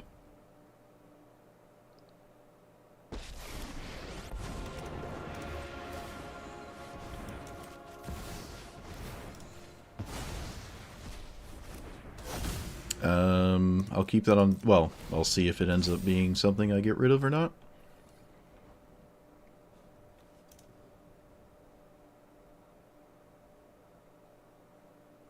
Alright, well, that was a good draw. The Forge calls. Does this make a hasting threat? No, it doesn't animate a land, it just makes a 4/4. Does that go to Planeswalkers? Nope. I'm seeing this Nissa more and more as time goes on. So Tanic can do 2 more damage with that card, I guess. That can do 2 more damage, I guess.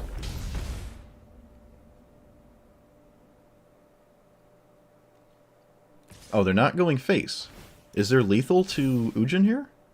I don't see it. I don't see it.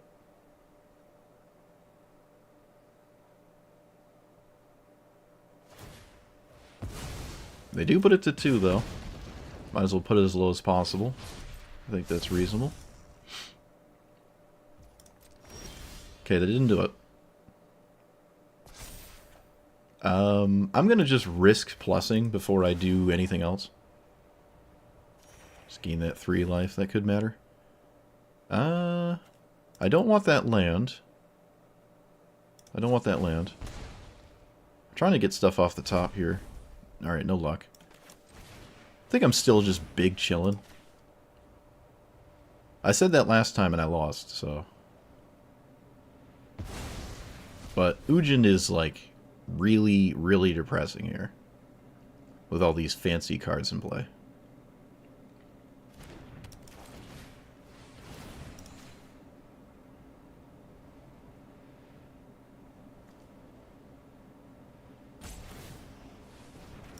Sure. They can do that again. My opponent is still in this. They have not just given up. I suppose I commend this.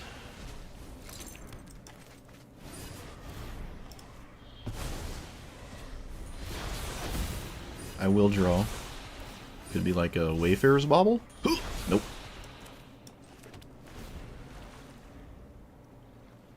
Alright, 1, 2, 3, 4, 5, 6, 7, 8, 9, 10, 11. Can almost just straight up cast Emrakul, actually. The game is sort of on pause until Ujin is dealt with. And they can maybe do upwards of 3 damage if they get that land.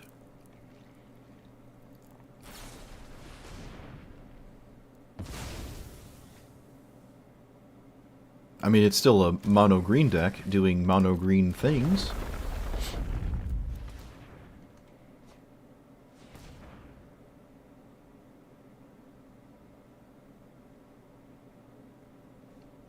Okay, they can cast that, but then they cannot activate it to explode past my thing there.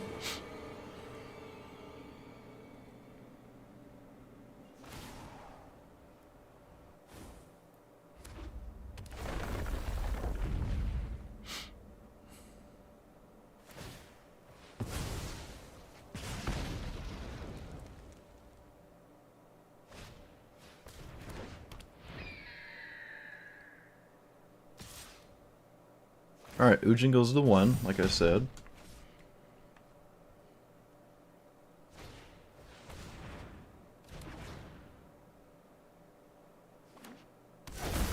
Dust Bowl.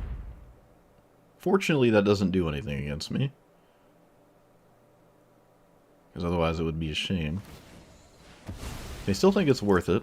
I suppose it would be as well. There's nothing else that is more impactful than probably stopping my mana. That's a good card to have in my hand, actually. So I will plus it. Can I hit something on the top of my deck, please?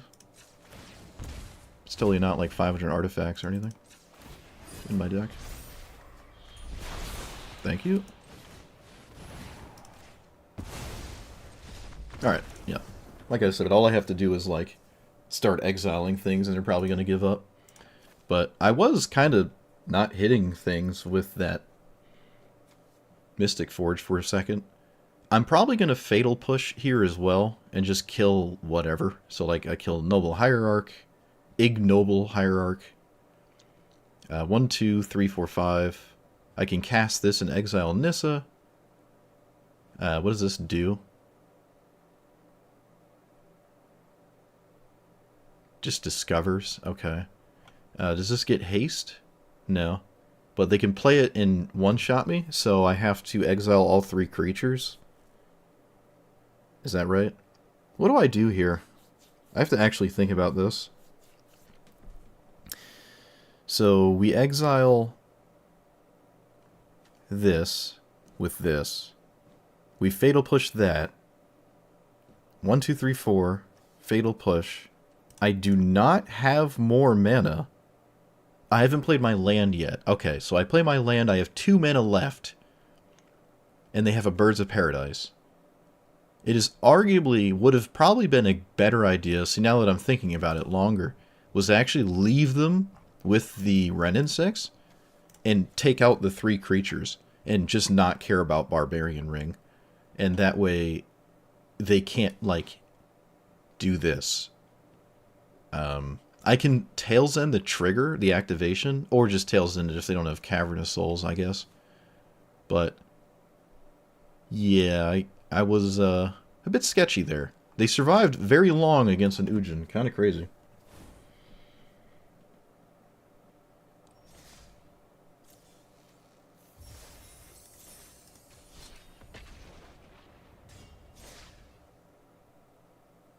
But I did manage to beat it without a board wipe.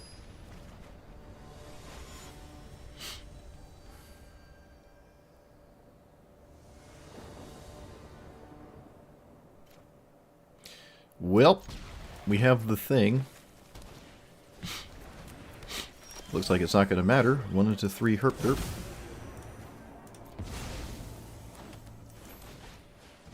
Let's do black.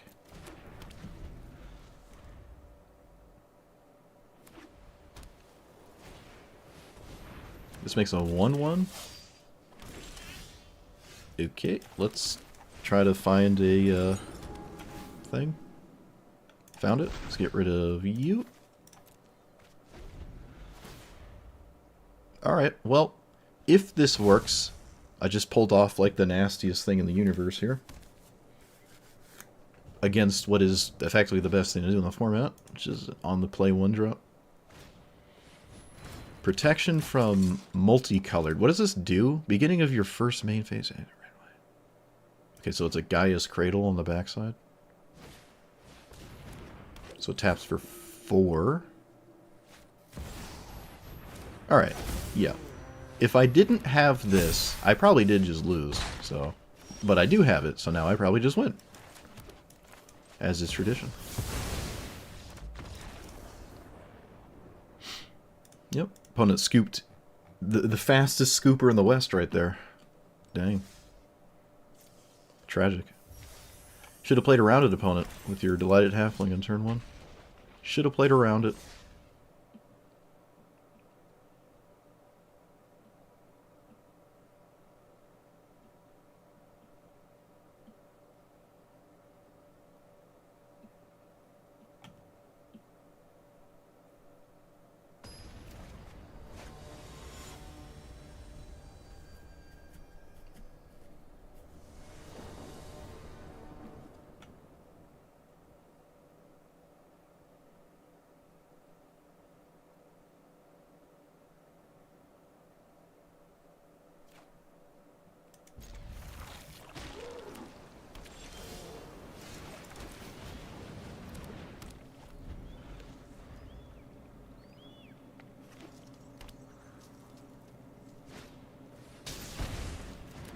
Well, nothing I can do about that one.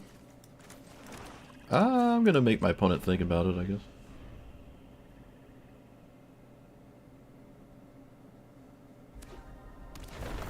Opponent bet it all on black. Yeah, well, we put all it on white. Sure, you can have your thing. Gonna get a blue. I don't actually feel good about my opponent's next turn here. But I guess there's not much to be done about it. I'm not going to Villainous Wrath this. What does this do when it dies? Treasure and stuff? Yeah, alright, I don't like this right now.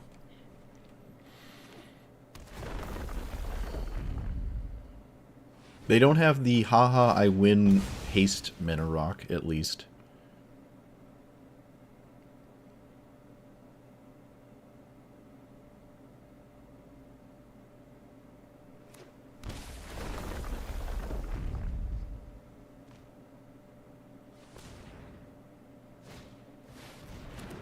What does that do? Okay. Let's, I could River's Rebuke? Do I have time for this? 10, 11, 12? I'm gonna River's Rebuke.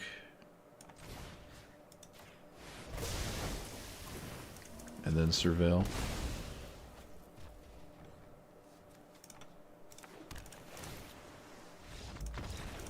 Okay. I guess River's Rebuke was too much. I thought they were fine. Apparently not. Okay.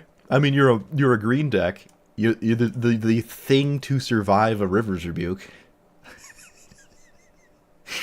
Oh, I know it's hard. I know. I know. I wonder if they said stay cool for like themselves, so they don't like throw their phone across the room or something. Stay cool. That's actually funny. Oh man, that's good. I should play it. I should put that emote in my thing. Stay cool. Oh, you should have ramped faster. You should have just played around it. Why are people playing around my cards? What's going on? How come no one's playing around the cards in my hand that they can't see? Oh, is it another 1 into 3? 3 in a row is reasonable, right? It's only fair. Yep, look at that. It's only fair. Might as well always do it, right? Might as well.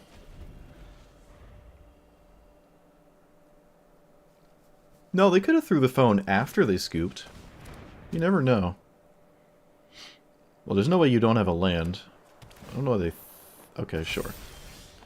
Let's do this one. Drawing is pretty interesting, but I'm not going to draw. 1, 2, 3, 4, 5, 6, 7, 8, 9. Okay. What's nice here is their commander doesn't have any text on it, because I don't have any creatures. Well, to be fair, it's kind of reasonable to give up and just move on to the next game, right? Like, why try to play back into it when you can just leave and try to get someone else with your stuff? Like, why bother playing? Let's do black again. I think I have more than enough blue here. Alright, 4, 5, 6, 7, 8, 9. I can expropriate, but it doesn't do anything except maybe steal something, and I don't really care to steal their commander. I would actually almost want to steal this instead, honestly. I could still just... could just steal their commander. It is a 5/5, and they would have to then kill it. So... surprised I didn't put a counter on one of these to deal more damage. I don't think spreading counters is particularly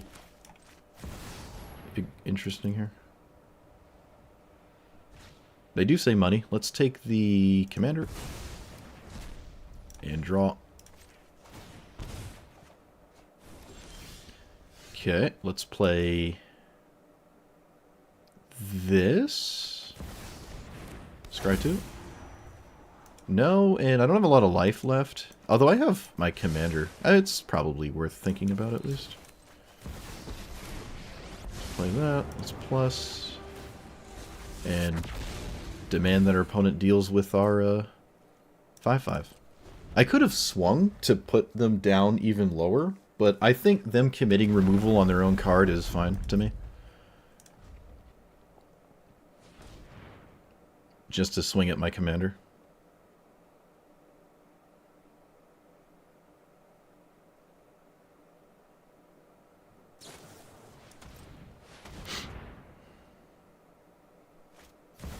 Oh, or they just have the dumb, stupid card. That's always fun. Am I alive?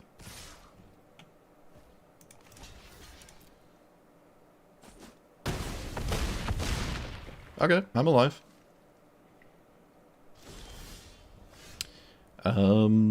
14, so... don't quite have that. Bolus is... no, let's do this first. Bolus's Citadel. Land. Fatal Push, go to 1. Oh, no, they have Ward 1. Can I pay for it? I can. I can. Okay. Let's Fatal Push.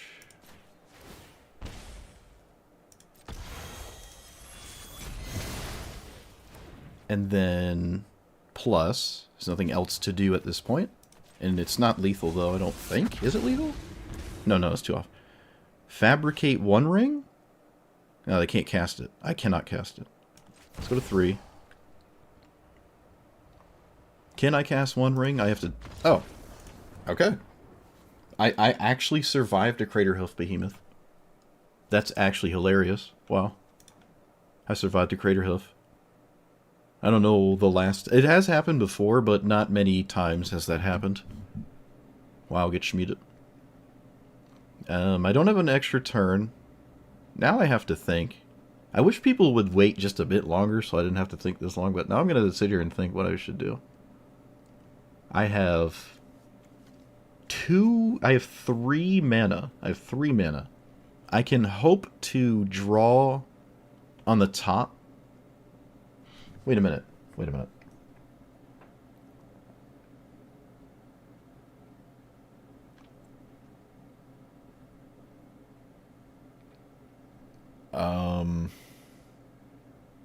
One, two.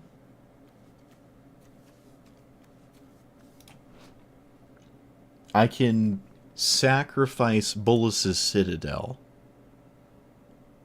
See, this is why it's worth thinking about, because with more time, I maybe wouldn't have seen that if I was getting pressured by the rope. I can cast anything that makes another one of these, but it doesn't matter. All I need is another permanent. Actually, do I even need another? Can't I just sack this? I have 4, 5, 6, 7, 8, 9. I already have 10 permanents? Okay, so I had lethal in play. Alright.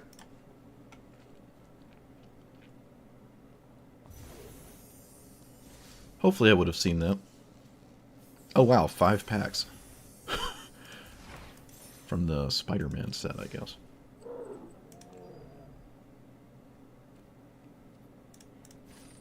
Survived a Crater Hoof.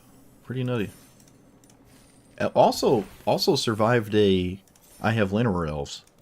We have done a oddly decent job at not losing instantly to 2 lands on turn 1.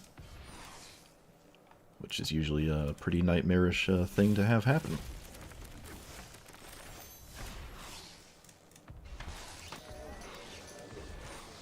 Oh. Oh.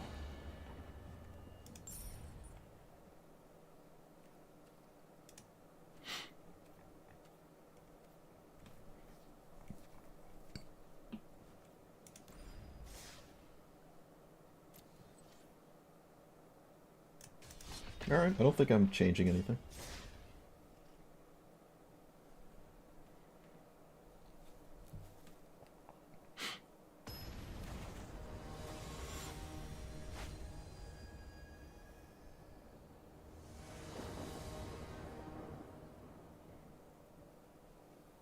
Is the pass worth it? I get it every time. If you don't play enough to unlock the entire thing, which I think is a bit stupid that it's as tight as it is. It's not as tight as it used to be. Then I wouldn't recommend it. But I play every day, obviously. But if you don't play every day, probably not.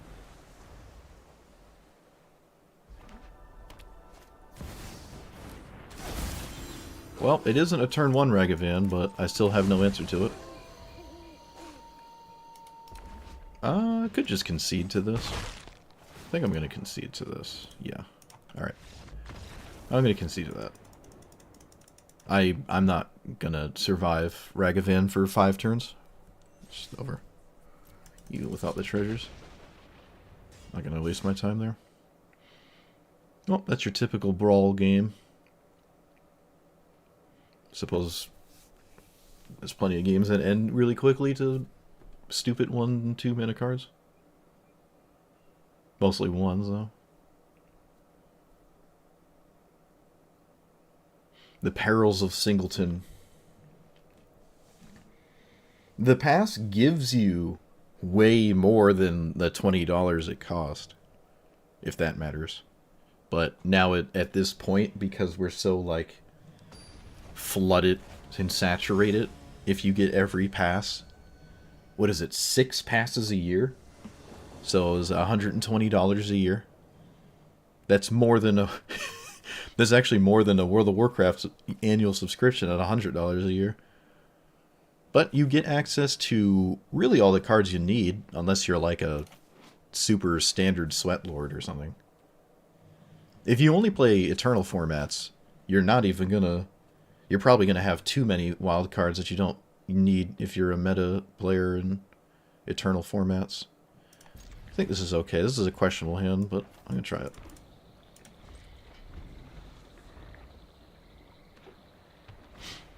Oh look, it's the best one drop in their entire deck. Crazy.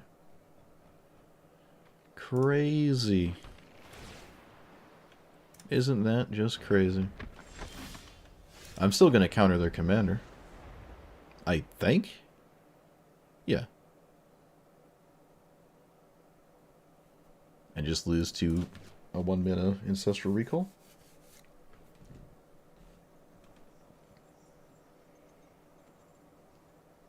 Well, Ancestral Recall does cost 1 mana. I mean, Ancestral Recall on a 1/1.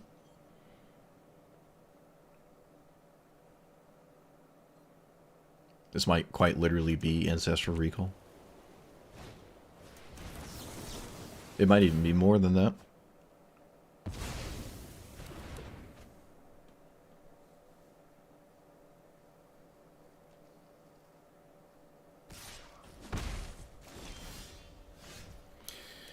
Do I play that?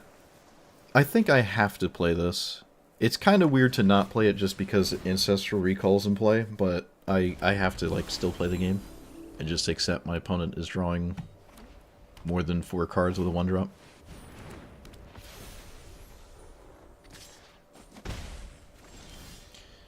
Okay, now I can start paying for it. Yeah. Yeah. This is fine. 1, 2, 3, 4, 5, 6. I can cast Ujin if they leave me alone.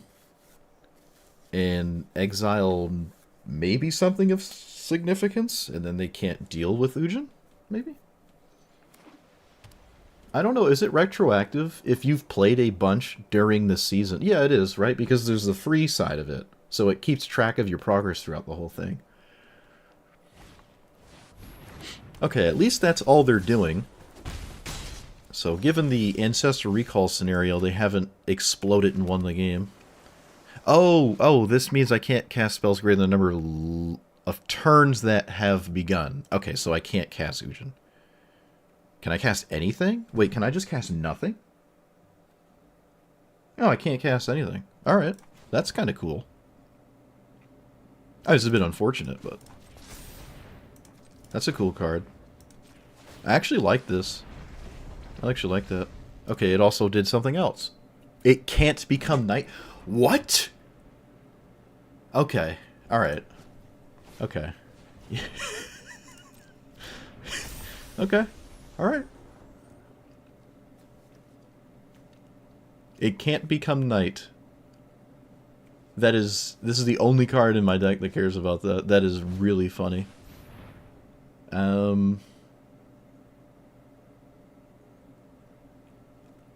mean, I'm just gonna cast my spells, I guess. That is so funny. Alright, I might get hosed by whatever that 2/4 is. So far, I am losing to it. Rather decisively. Of course, we just have that. Why not? That technically saves me, but not long term. Not long term.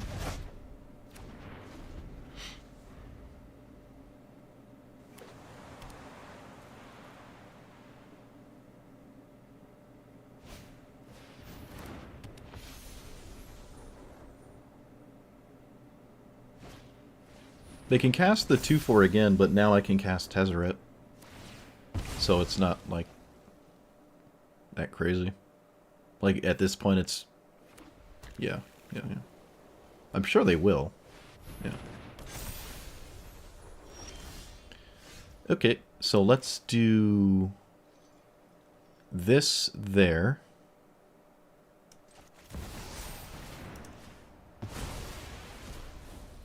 Let's plus.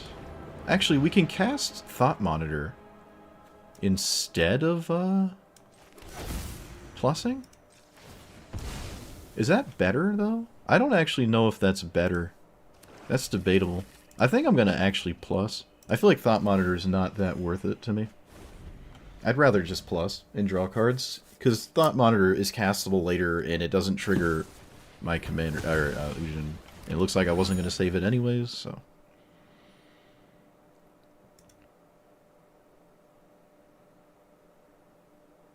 I can get Portal, but then I can't really use it.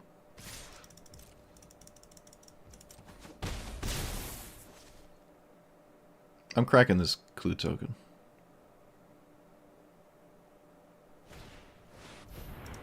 Okay. Does this get a planes? Have I used all the free promo codes? No. Unless they're all the really, really old ones you're talking about from, like, Ravnica and stuff. But if there's been new ones each time, I haven't done that in a very long time. Okay, so... what is even 8 in my deck? I don't think there's anything. It's really just, like, Portal, I feel. So I can cast my commander. It will probably just die. What if I did this?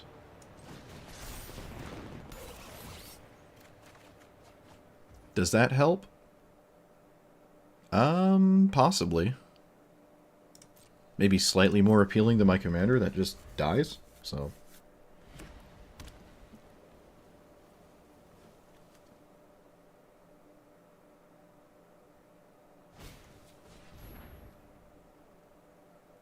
Okay.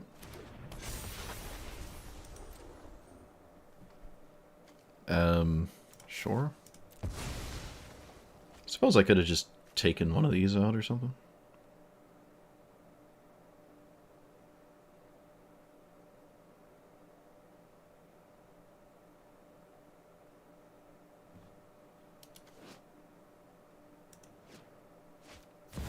Sarah Paragon.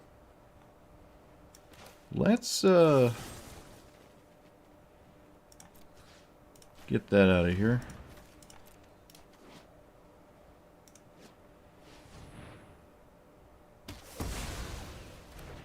And then...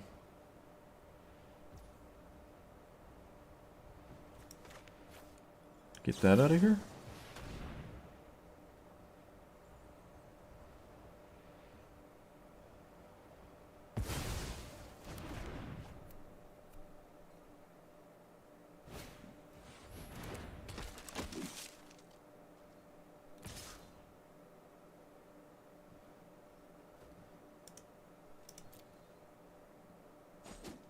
Do you have Swords of Plowshares on top of everything, really?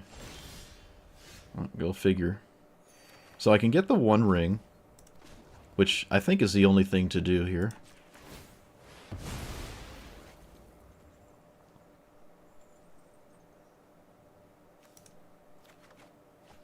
Play it without 1, 2, 4, 5, 6, 7. 1, 2, 3, 4, 5, 6, 7. 8. Okay.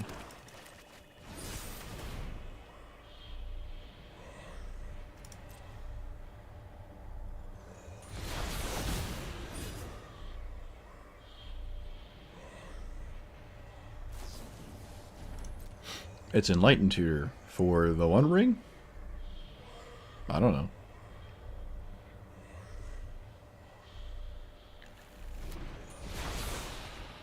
That is fine. Do I swing? I have protection anyways? Sure. Doesn't really matter. I have protection. They found an answer to it, which is a little annoying. It's actually funny, because it would be a problem. Oh, they don't take the One Ring? Okay. Opponent didn't take the One Ring.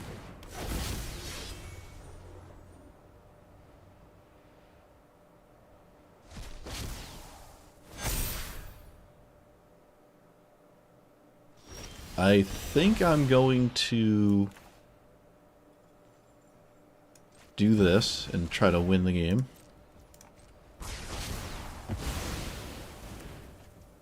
They didn't take the One Ring. I can tap it once. Okay, let's play that tapped, I guess. I can Phyrexian Metamorph the One Ring as well. How do you not take the One Ring there? That is nuts. Maybe you just really think it's going to kill me, which, to be fair, is possible. Okay, my opponent has a One Ring. Oh, excellent. Don't you love these gameplay patterns? I sure do. Alright, let's play our commander. And I think I can leave the One Ring in play for a bit without it killing me. Gain, was that 3 life? 4 life? And I'm gonna play an untapped land just so I have access to tapping this if I want to, as opposed to not doing that. Because I would obviously like to tap it.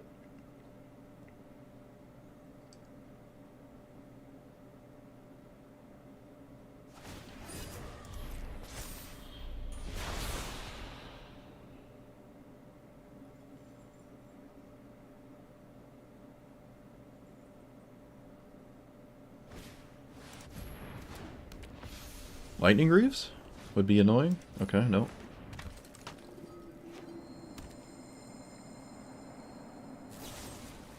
Okay.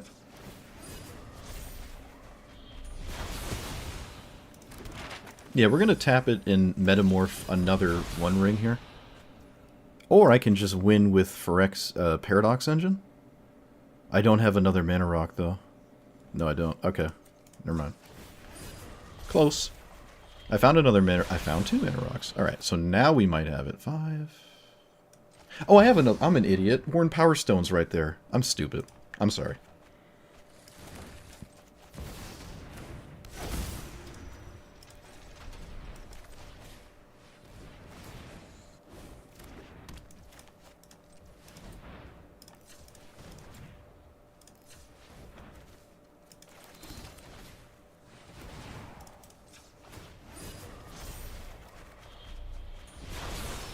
Alright, QQ.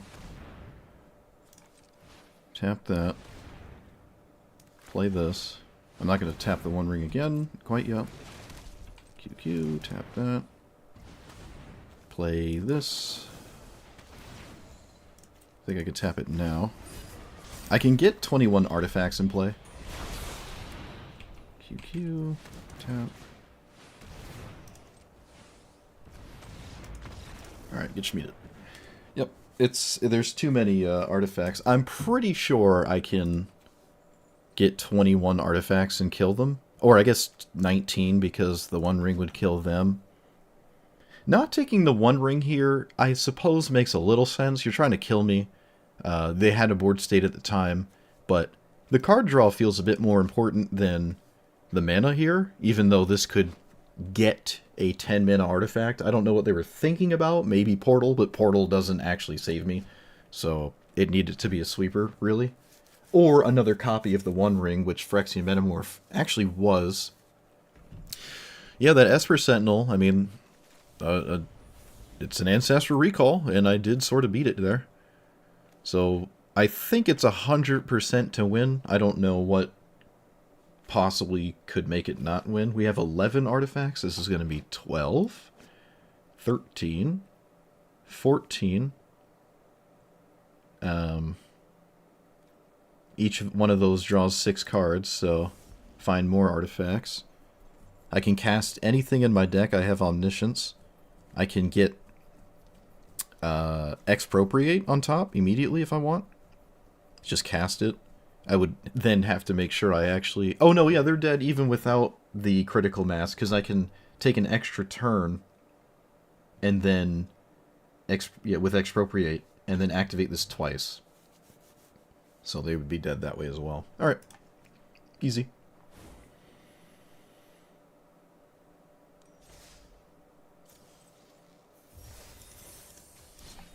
Yada is kind of nuts. Just having an arcane signet in your command zone is just kind of gross as a mono white deck, huh? Especially one that like specifically wants that kind of card. So I have a lot of mana fast, but that doesn't mean much to a Tifa player. It really doesn't mean anything, actually, to a Tifa player. Okay, do we have a mana dork? We don't have a mana dork. World first. I'll take another land, I think. It gives you enough gems to buy the pass, does it? I thought it gave you like half back or something. So I guess to be fair, yeah, they're not like $20, they're like 10 because you get a bunch of gems back. There's no way they just cast Tifa here, right? Wow, alright, this is the I don't think about anything, just send it and try. If it doesn't work, move on. Fair enough. Fair enough. Not unreasonable. Oh, they didn't move on. Maybe it's just an Azusa deck? Could just be an Azusa deck instead, or something like that. They don't have more lands in their hand. Let's play... I could play the 3-mana Mana Rock. This one's tapped. Alright, I'll play the 3-mana Mana Rock. They're kind of the same. Because I'll like, get a minute back when I cast it. They must have just drawn that land, because they didn't have one for exploration. So there's no more lands in hand, which doesn't mean much to this deck, because they can still just win the game with ramp spells.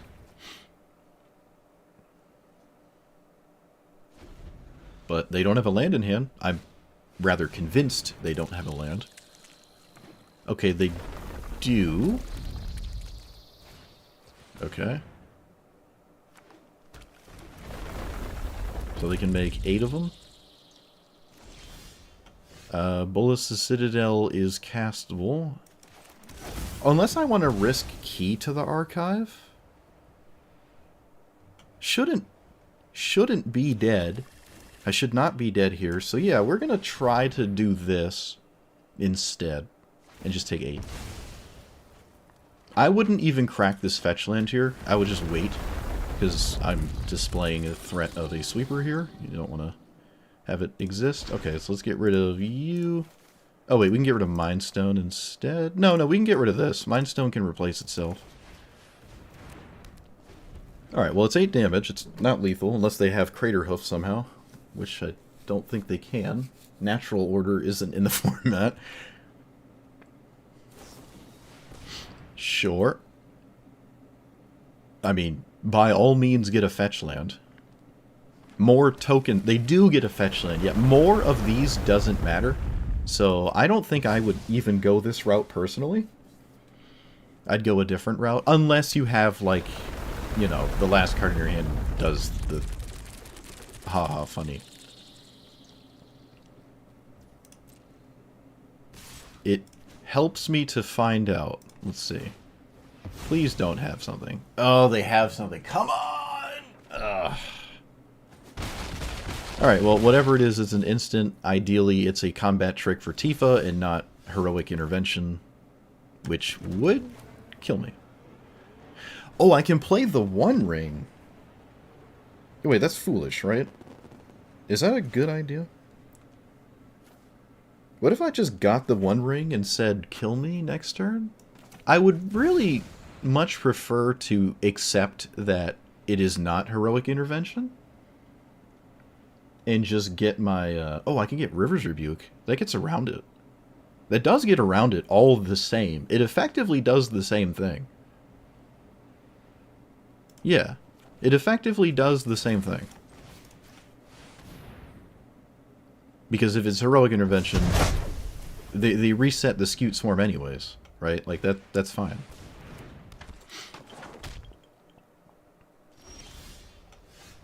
So... You...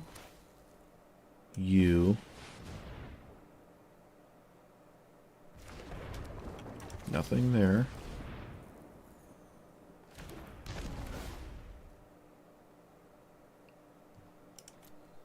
Yeah, Sweeper did the same thing, more or less. Scute Swarm. Oh! I go to 1 and I win? Go to 1 and win?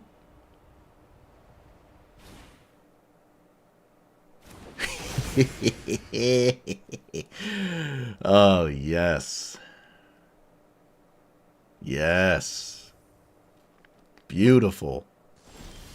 Absolutely beautiful. And swing. Alright. Oh, yes. It's the second time that's happened. Oh, man. Exactly at 16 life, too. Beautiful. Just how we drew it up. Should have played around it, opponent. Really should have played around it. Is it lethal? 15.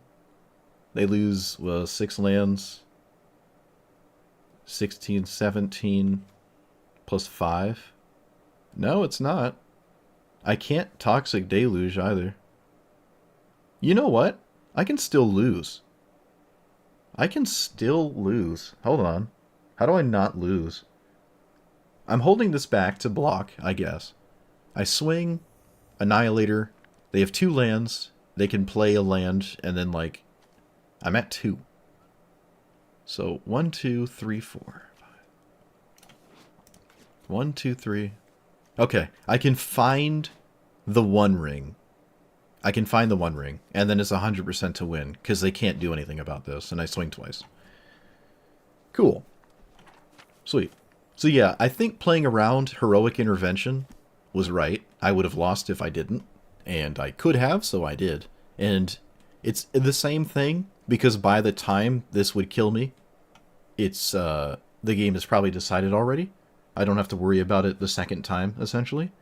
And because they were so all in on it, the Archdruid's Charm didn't find something that was actually threatening, like some kind of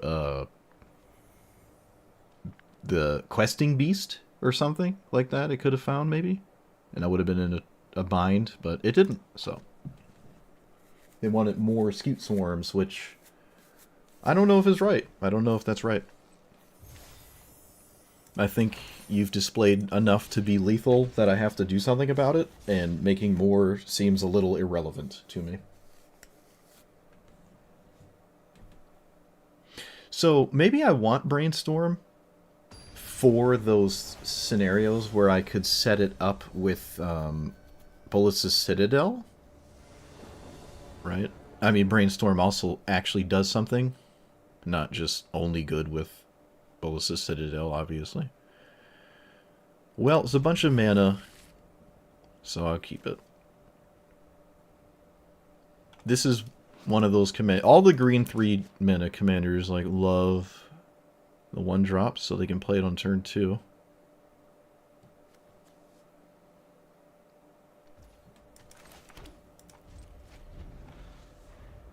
I can very easily empty my hand. I'm not going to respect Deathrite Shaman. But like I said, it does the same thing every single game. Demands having like a 1-mana card so it can play as commander on turn 2. And I'm sure there's plenty of fetch lands, but obviously if I knew this was in their hand, I guess I could have avoided that. Oh look, a fetch land. We're not going for our commander. We're not going for our commander. Alright. Very interesting. Had access to it, said no. I will not respect a counterspell. There's not really that much that I would cast here that's counter-worthy. I can kind of respect it and cast the weakest card in my hand. Right? Like, if you... Why do I care if you counter those? Honestly, why do I care if you counter any of this? We'll just do this one, because with Leovold in play, it doesn't actually do the thing anyways. So I'll just cast that. I can't draw and discard with Leovold, so it's definitely the weakest card in my hand. And I'm in, I suppose, no rush to play these, and no reason to get hit by a counterspell for no reason on an actual good card. Countering Mana Rocks is not even typically something you like to do. Like, I would probably not counter this. I mean, that's the tempo counter. It doesn't technically counter it, it just puts it back on top.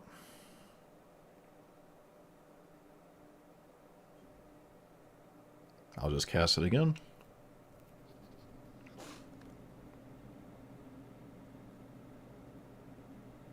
It's exceptionally good when you don't have a land. Excuse me, when you don't have a land.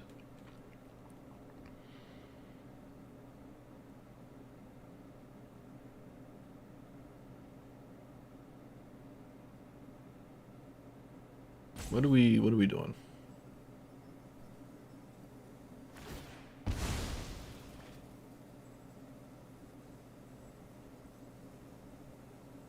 What are we doing?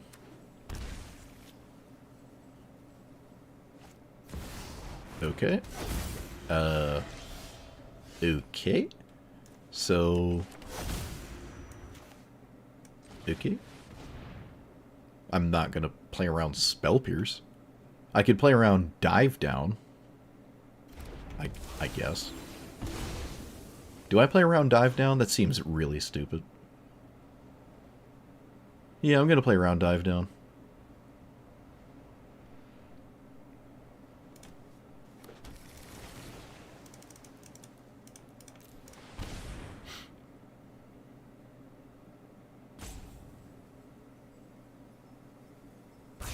Don't think my life total matters. They did not swing with the Deathrite Shaman for some reason. They didn't use it for any reason. It only generates mana, didn't make a cantrip, didn't play a protection spell. Could be a protection spell. I don't think 6 life matters. I actually get to trigger this. That's a good draw. I get rid of this one, especially if they blow it up, rather than not do that. Just cast this. Don't care if you counter it. This is a must counter threat, I think, in this spot.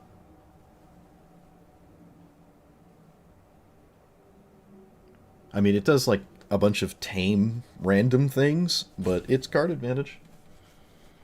Evil doesn't like you to have that.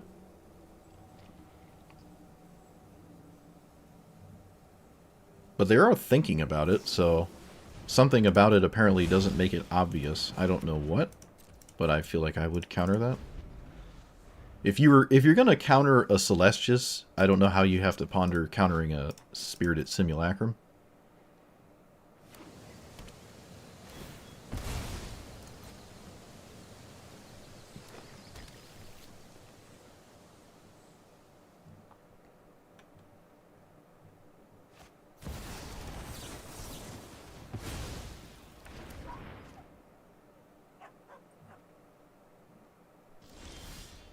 Rusko is so good here. Rusko's so good. No. Anything in my graveyard to grab? Yeah, actually, there are things to grab. I'll grab the Simulacrum. Look at that. I actually minused it. Almost forgot I could do that. That was certainly better than just playing Rusko. Hydroid Krasis? I haven't seen this card in like 4 years. Wow. Alright. Is Warp still 4? Let me cast this first, I guess. Hydroid Krasis, that's nice. Okay, Warp is not 4. I'd rather not Cyclonic Rift to Hydroid Krasis. It actually seems like a really not good idea. Yeah, I mean, my commander can die. It's already done the value thing, right? I can just recast it, too. It's no big deal. I'll trigger Celestius and get rid of Dimir Signet.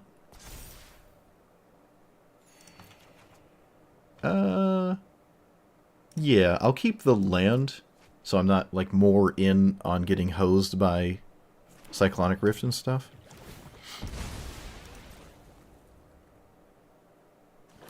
But I can recast my commander. Hydrocrasis is just absolutely nuts. Especially on the Leovold deck that's only played 1 ramp spell so far. This is nuts.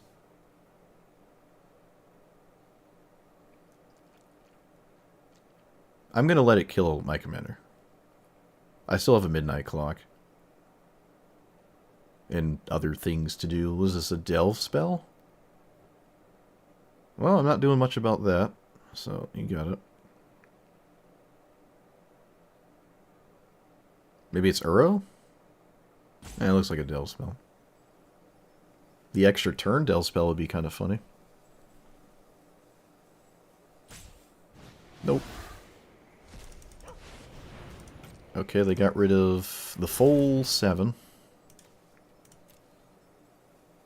They didn't have to. Yeah, there's no major incentive, in my opinion, of saving my commander, so I'm gonna let this go. Trying to think. Alright, you know what? It's not very likely I Cyclonic Rift later.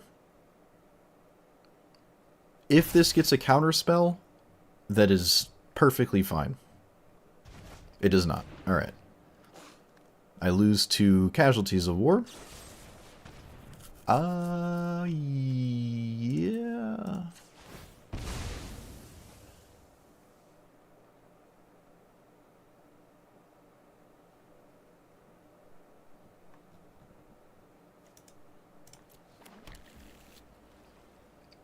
Okay.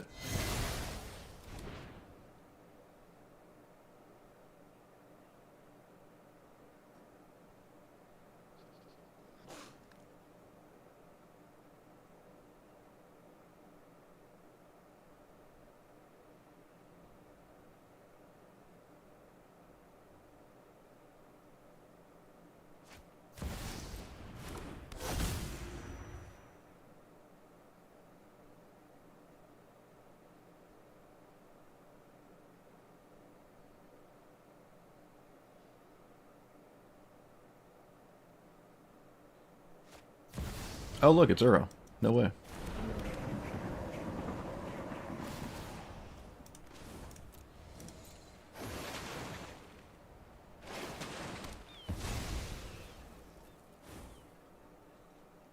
We have another spell? Oh, we have 2 lands. Never mind. I thought there was only 1. Sure. Surprised they didn't lead with the Inquisition. Doesn't that make a bit more sense? Wouldn't that made a, like, metric boatload of more sense? Okay, well, to each their own. Alright, let's minus. Grab key. Play said key. Tap. Tap, tap, tap. I'll leave up that Inventor's Fair activation. Approach is a thing I could do, but I think I'd rather grab this regrowth.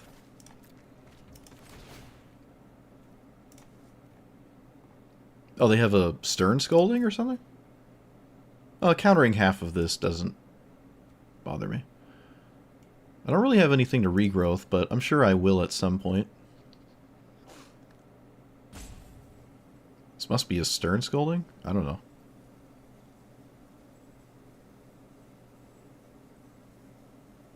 What else does this? Wash Away? Oh, it could be Wash Away. Right? Yeah, this is from Exile. Come on, opponent. You can do it. You can do it.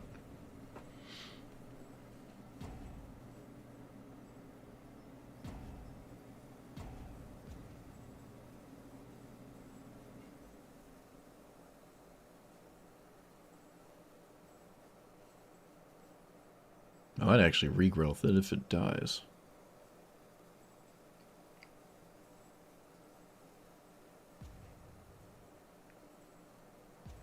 I mean, it's just a land. Not sure what we're concerned about here.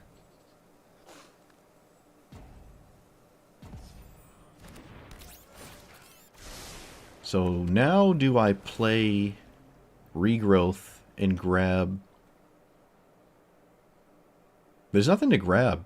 And I'd rather my opponent not know I grabbed something. Maybe I just pass. I don't really like my regrowth options. I have 4 mana Maybe Rusko is actually fine as a regrowth target in this spot. Toxic Deluge is also okay. I'd probably want Rusko. Yeah, especially now that they've kind of left themselves wide open to not doing anything because they roped out. Okay.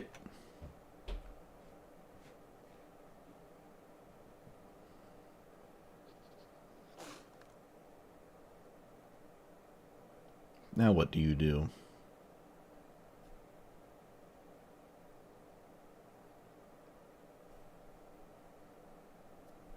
Apparently my opponent thinks they are in a losing position. I guess. They played Treasure Cruise, a turn 1 Deathrite Shaman. They have Tameo I can't do anything about. They have an Uro that'll show up. They have a Hydroid Krasis that can flip Tameo. Actually, funny enough, I don't even think Leovold would have done anything. I'm pretty sure Leovold would have just done nothing this game. Have I drawn cards at all? I've sought cards. Alright, yep, I guess they're just over it. I don't know, I mean, I bounced a Hydroid Krasis. You got it.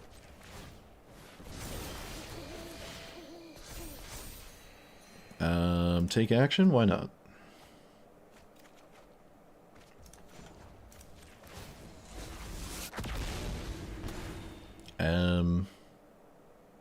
I'll just go right into combat, because the last rope, I think, makes them lose before I do anything else. I could have waited on the plus. Yeah, now I have access to the One Ring. I can flip a Midnight Clock, though. That's probably just slightly better. Assuming this game was to continue. Maybe they're just butthurt that the Inquisition whiffed? I kind of doubt it.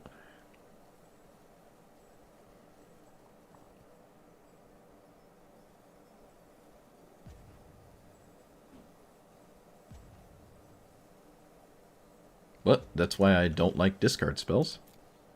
And I have not found a compelling argument to run them. Sultai lists, in particular, are kind of awkward, because discard gets in the way of counterspells, which sort of also get in the way of removal. Like, counterspells, discard, and removal spells, all in the same deck, can be very awkward. You can top deck these and they're awful. You can have a removal spell when you needed a counter. You draw a counter spell when you needed a spot removal spell. Discards and counter spells in particular don't like each other too much. But, I mean, that doesn't stop people from playing. It's not like this is a bad card, right? There's plenty of games on the play where you just hit your opponent's Linear Elves and then they have nothing. So that's perfectly reasonable, but something to definitely think about here. Yeah, my opponent drew, like, more cards than I did, didn't they? Yeah, they had a Treasure Cruise. They have a Tameo I can't stop. They have an Uro showing up at some point. They have a Hydroid Krasis that can draw 1, 2, 3 cards. They get a clue token. I don't think Leovold mattered at all. So, I'm not sure what the problem was here. But, you should meet it. Not sure. I don't get it. Doesn't make sense to me. Oh no, I'm doing it again. I told myself like 2 weeks ago I was going to stop going all the way to midnight when I'm streaming. I'm going to stop doing that. One more. One more. One more good game. Every time I say one more game, I end up like playing 10 more because I can't find that one game I meant when I said one more game. At least I have these grapes keep me company.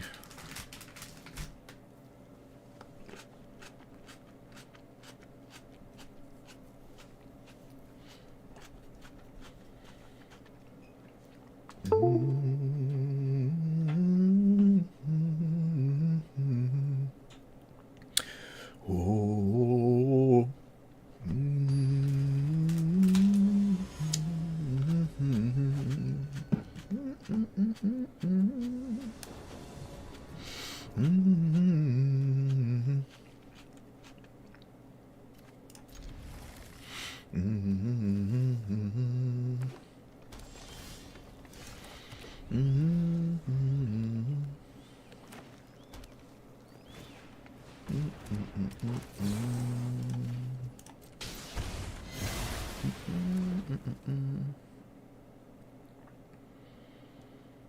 Hoping to draw like Ujin here. Dang it. Well, that's still okay, I guess. Let's get black going. I have the chromatic lantern, it don't matter too much.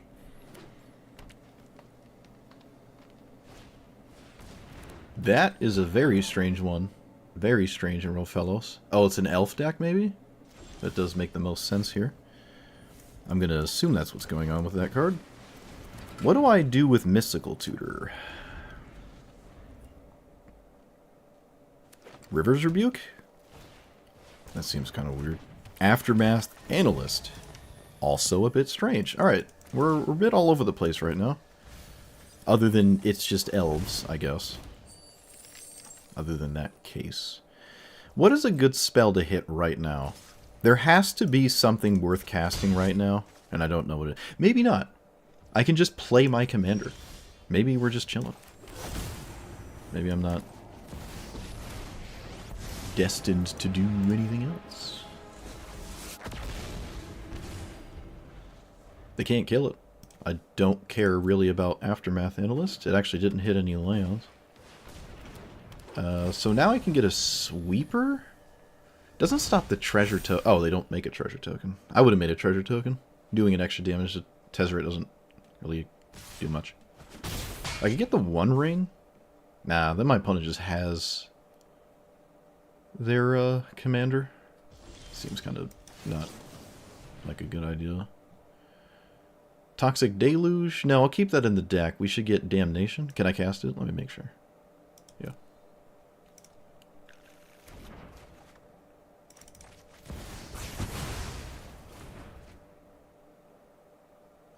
Still no artifact in the graveyard. I could just leave up Cyclonic Rift. I don't think my life total matters.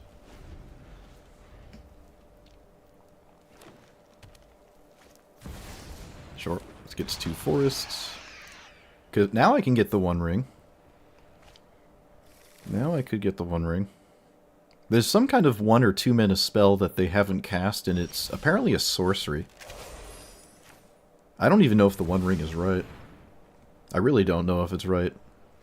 Oh, alright. Which meet it. Well, I just absolutely dunked on Rofellos. But I probably wouldn't have had I not had Fatal Push exactly. So, live by the 1-drop, die by the 1-drop. Yeah, I think making a treasure would have been better for them. But other than that, I don't think there was any other thing they had to think about. They just played their cards. In fact, I don't think they made any decisions. They just played their cards. The only decision they made was the one I don't agree with. I think you make a treasure. I don't think 1 damage on this matters. So that is kind of funny. It could matter. It could matter. But I think this is the kind of deck that would absolutely just prefer another mana source than dealing 1 damage to this. So I disagree with the only actual decision my opponent made this game. Or was available to them. And I disagree with it. Alright. We did it. I had my 1 more game. And it was against Rofellos. Look at that. Love to see it. Unless, of course, you don't. Unless, of course, you don't. Okay. So, this is pretty cool. It did sometimes matter that the affinity portion was a part of the game, but for the most part, not really. I've probably said this 2 years ago when I played it. I guess I'll say it again here. The discount is not that exciting when it's on a 6-mana card. Sammy has, like, combo stuff it does. The 6-mana red-white affinity artifact thing. But this, not so much, right? You could play more tutors than Fabricate. The only reason it was in here because it's, like, artifact-themed, but Grim Tutor does hide the cards you got. Sometimes 3 life matters, especially if you're trying to get Bolas' Citadel. But it is worth it to think about. You could just easily run both. I was never upset with just more tutors, so it's easy to put more tutors in here. So Aetherflux Reservoir does more or less have a fairly decent chance of exploding your opponent's face when you have Ballista Citadel. It is also a win condition with, like, Paradox Engine 1 ring spam with mana rocks and you draw your whole deck, but you don't need a Storm card when you draw 40 cards and play 40 spells. You do not need Grape Shot. You've already won, right? And Grape Shot doesn't win earlier than that, and it really, well, exactly 25, but you know what I mean. If you do 25 things at the same time, in the same turn, you won the game. You don't then need Aetherflux Reservoir to close it out. You don't need Grape Shot to close it out. Or I guess Tendrils of Agony? Yeah, the black one, Tendrils of Agony. You don't need that. You've already won. You have so much stuff happening. You're going to draw your whole deck. You're probably going to play an extra turn, and then plus this twice with 15 artifacts in play, and then they're dead. Or you can just cast Emrakul. You don't need a Grape Shot effect. So the same applies to Aetherflux Reservoir. I had, for some odd reason, today, which doesn't normally happen, but someone in the chat was losing their absolute marbles because I wasn't playing Displacer Kitten. To the point where they just, like, left in a fit of rage and felt like everyone called them an idiot. I don't understand it. For their sake, I hope everything's fine, but that's kind of weird. It's rather childish. It's odd to me to have such a disdain towards someone not playing a card, but not actually give me a reason to play it. The whole reason I don't play Displacer Kitten in this deck is because it's only exceptionally crazy when you do it with your commander. So let's say you play a kitten, it lives, you cast your commander, and then you plus it, and then you have enough artifacts, I guess, to make the plus worthwhile once more, or something like that. But let's say you do it 2 or 3 times in the same turn. That isn't lethal, and you've already displayed the ability to cast cards with your commander in play and Displacer Kitten at the same time. None of those things need it to have Damnation to stabilize or anything.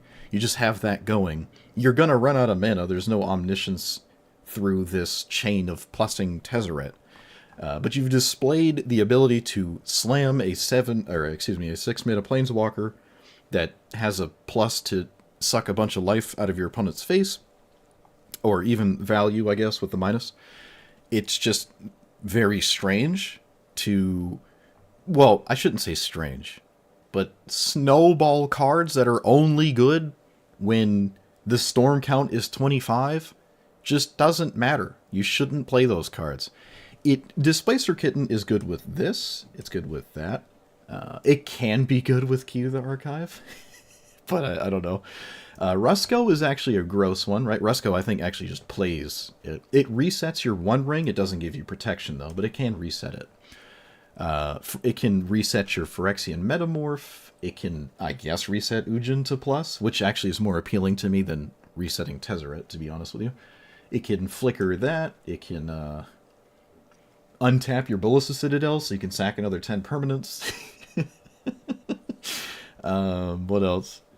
It can untap your Mystic Forge, which is kind of cool, I guess. It can sort of give you mana there. You can scry spam with Simulacrum. Doesn't seem like that's worth considering, though. What else? Like, that's okay, right?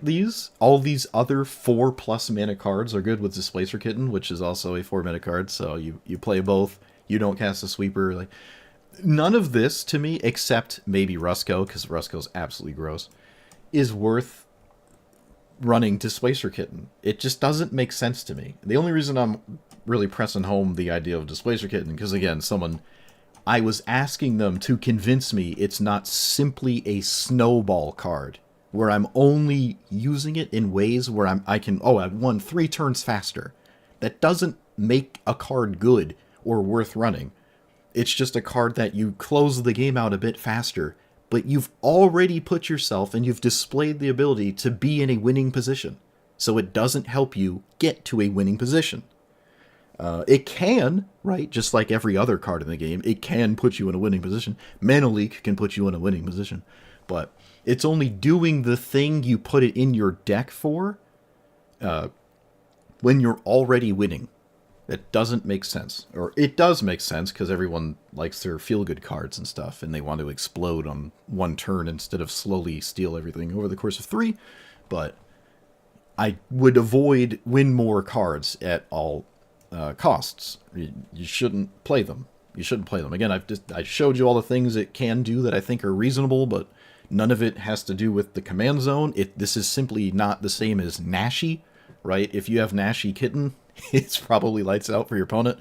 But here, you can actually, even if you do the thing with Displacer Kitten that this person was emotionally compromised over, you actually don't even win. You can still just pass the turn. You don't have infinite mana when you do this. Sometimes you can create an infinite loop with Kitten or something, but if we're doing A plus B plus C plus D combo things, that, again, is another reason 3 to 4 card combos are something you would ideally want to avoid. That's kind of why I didn't end up putting a Server Rack in here. A Server Rack starts to lean more into the direction of Grape Shot, or I should stop saying Grape Shot, Tendrils of Agony, if I had that with my funny combo stuff. It is good with Bolus's Citadel, right? I mean, every card in the game is good with Bolus's Citadel, so that's not saying much. But if you wanted to keep going with Bolus's Citadel, Storming with Tendrils can let you do that. But Tendrils... Kitten isn't as egregious as Tendrils, but Tendrils is doing nothing unless you're already doing the thing, right? Wherever Tendrils is good, that's where I have Displacer Kitten in my head, and I can't be convinced that it's worth running in this deck. You're going to have games where you play it and it's great, just like Thassa flickering something is like, oh, it's good this time because I had my Rusko. But am I going to play Thassa in a deck that doesn't flicker the commander and is only good with about 8 to 10 cards in my deck? No. I'm probably not. Probably not. This isn't like a Silver Bullet tutor for days kind of deck, and even if it was, the tutors are going to go get something that actually wins the game, or is something that is useful before you win. Like the One Ring saves you, it draws cards, and can combo with something like Engine. So this is something you could just cast and get something out of it before it's simply... The One Ring is such a stupid card. I mean, it's like everything in one. Play patterns nonsense. I don't know why this card exists. It's so gross. It's so gross. Even the nerf, I don't think the nerf is really that relevant. It does stop you from like untapping it with like, I don't know, some kind of voltaic key, I guess. You could still simply do that, but it's harder to like use all the time. It also removes it as your turn 4 play, because now you can't activate it the same turn, so it's more or less a turn slower, which is fine. That's fine, but it still doesn't really take the One Ring and make it something that... It's kind of like Grenzo.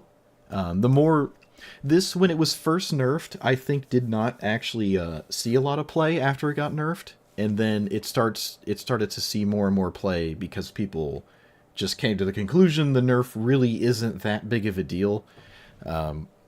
Same with Grenzo, where I think Grenzo completely vanished and hasn't actually come back, but I don't think Grenzo's nerf is that significant.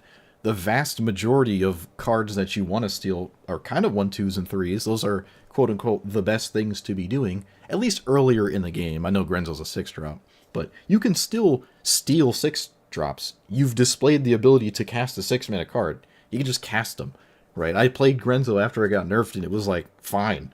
I have to wait a turn to cast your Portal to Phyrexia. It's not really that bad. Your opponent still has to, like, feel as though they must kill it, right? It's still a kind of kill-on-sight type card, even with that nerf. So I think the Grenzo nerf, while is, significant, not the end of the world.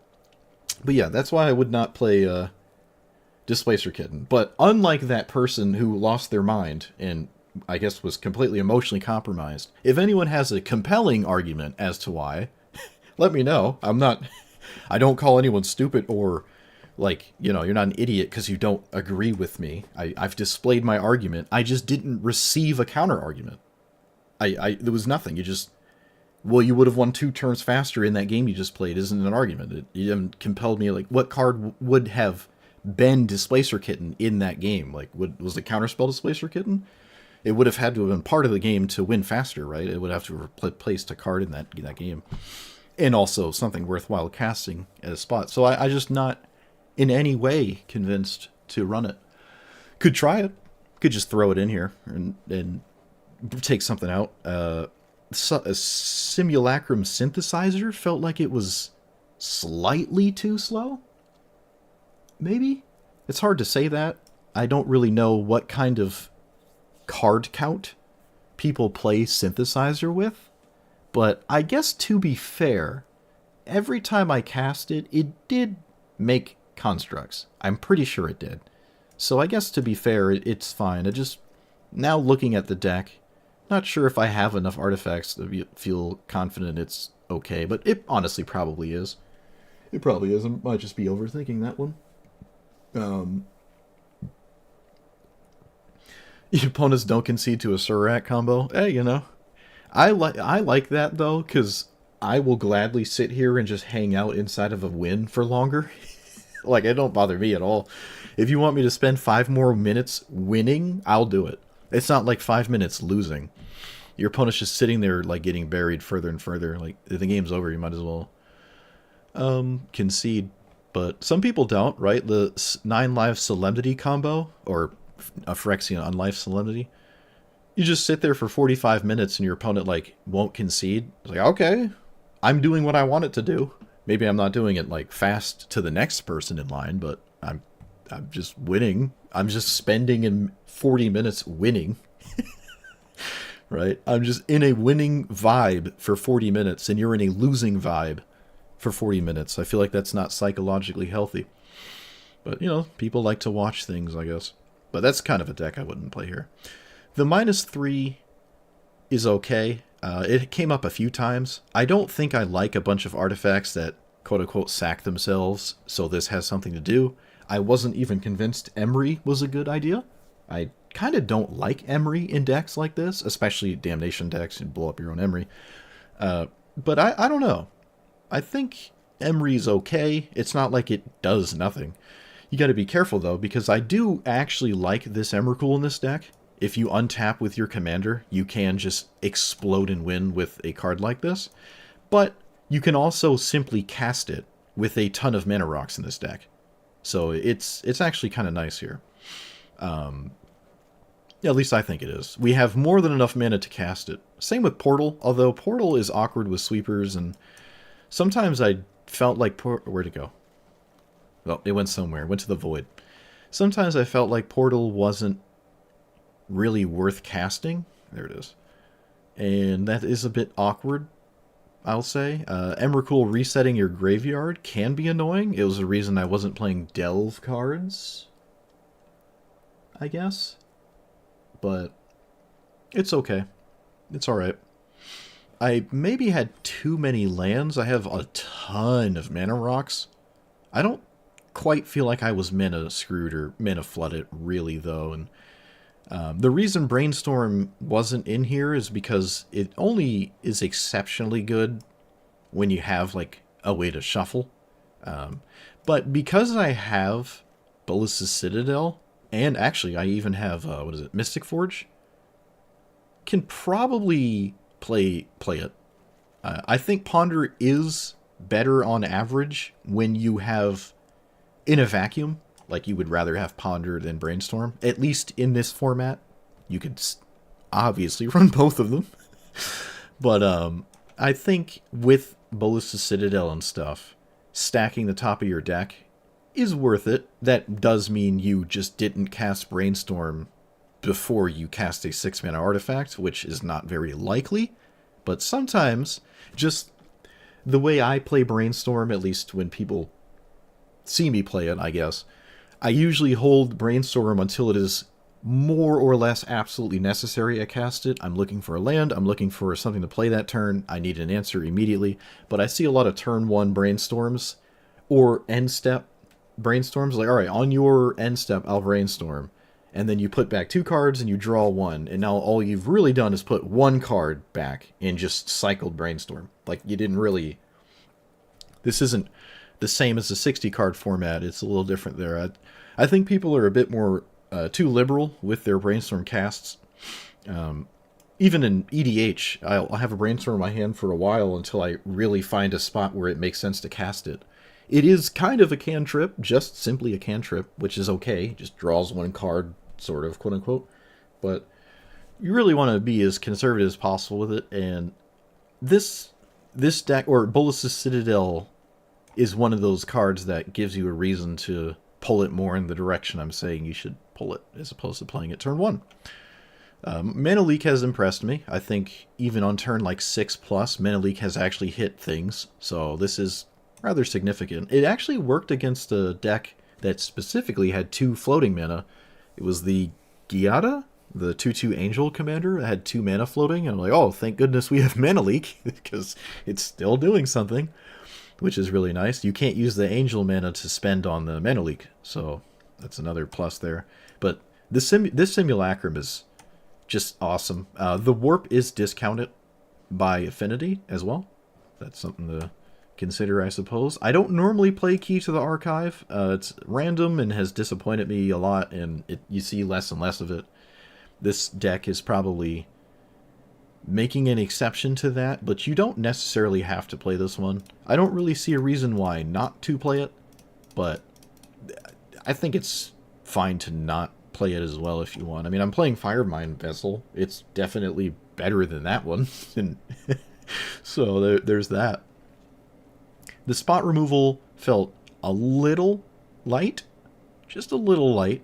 I do have sweepers, though, right? I do have sweepers, but Cut Down would have been useful. Cut Down is simply just useful in this format right now, when well over half your opponents have a green 1-drop on turn 1. Cut Down is really nice. I did not feel like I had enough blue cards for Force of Negation or Subtlety.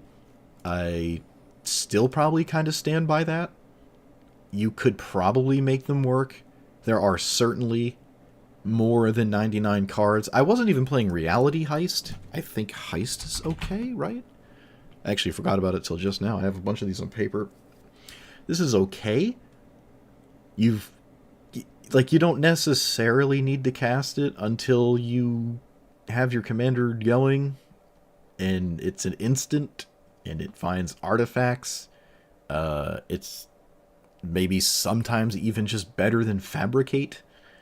House Meld is a card I haven't played in a while in a blue deck, but that one works as well. But I think Reality Heist could have been in here. I think so. It has affinity for artifacts, right? I'm sure there's a way to make it work. I can't say anything. Oh, another.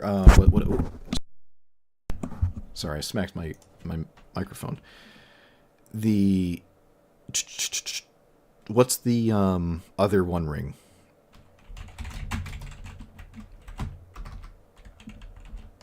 What's the other One Ring? Sculpting Steel. This can enter as One Ring and essentially reset it. It can also enter as any other thing you might have going on. I think that one's reasonable as well. I have used that plenty of times to create another One Ring, and same with Phyrexian Metamorph. These do give you protection because you have cast them. And then they enter as One Ring. It asks if you have cast it. Yes, you have, and then you get protection. So it isn't just resetting the One Ring. So I think these are okay. Yeah, House Meld is it got changed. It got changed a long time ago, but you don't get, like, your opponent can put their commander to the command zone, but it still can steal certain things that might matter. It's nowhere near as egregious, and I think we're better off that it isn't, but I have been seeing it more and more lately, which is why I'm bringing it up now. It still is a 4-mana funky mind control for things that are not your opponent's commander. And there's a lot of creatures that you're, like, kind of okay with just creating a enchantment version of, like Rusko, or I guess Simulacrum or something like that. Maybe not against this deck specifically, but In general, I think it's pretty solid. So, yeah, I think Sculpting Steel is reasonable. I'm adding cards. No idea what I would take out here. Everything felt kind of okay. Oh, you know what? These two. I already sort of talked about Portal, but I never found myself reanimating creatures for value. I don't really have many of my own, but I just didn't... It didn't seem like these mattered at all, honestly. So I'd probably take those out. The -3/-3 on Virtue, I'd say did matter. You could probably run Dismember in that spot, though. I think Dismember's fine. Could just keep it as is, like this. But I like this commander. The card draw thing is the only thing, I'd say that's the biggest thing, was just card draw was a bit lackluster, because when your giant, explosive, extremely expensive Planeswalker commander doesn't draw, it feels exceptionally bad. So you could try to circumvent that with a bunch of funny card draw. I was thinking about stock up. Again, losing your graveyard can be a bit awkward. I also didn't fill the graveyard that fast. So, and something like Emrakul could reset the graveyard. So it's a little weird to play the Delve ones. It felt a little awkward, but maybe Reality Heist is good. Stock up is okay. Thirst for Knowledge is okay. Just simply running tutors in those spots. Some decks want to draw a bunch of cards. I think this deck can just play tutors where you would play card draw, and you just simply tutor up combo pieces until you have enough to win the game. That's reasonable to me. It's like, oh, I want to draw cards. Well, what if you just tutored for the One Ring, and then the next tutor grabs Engine, and then you're just going. So that, it might be a deck like that. Like Asura Rack. I think Asura Rack does play card draw spells, though. I think it does. But the card draw spells are really just trying to find a combo piece, you know, or, you know, you could draw until a sweeper or a removal spell or discard so you can keep your combo safe, but you're just kind of trying to tutor for combos, and I think we're sort of doing that here. Tezzeret plussing people to death is a way to win. I wouldn't say it's the definitive way to win, but it certainly is annoying, and it has 7 loyalty, ideally, when you pass. So it is a little difficult to just straight up kill when you cast it and they have 1 or 2 creatures in play, which is really nice. But the damage it deals, it's okay. It is a way to win the game. It is a way to win the game. I'll say that. But alright, enough rambling. I like this commander. I can recommend it. It has gotten new toys, a lot of actually pretty nice new toys, and you can't play all of them because you can only play 99 cards. But that's cool. I like commanders with like 200 cards they can choose from that are all more or less reasonable. So let me know what you thought about it. Like, comment, subscribe, and I will see you guys next time.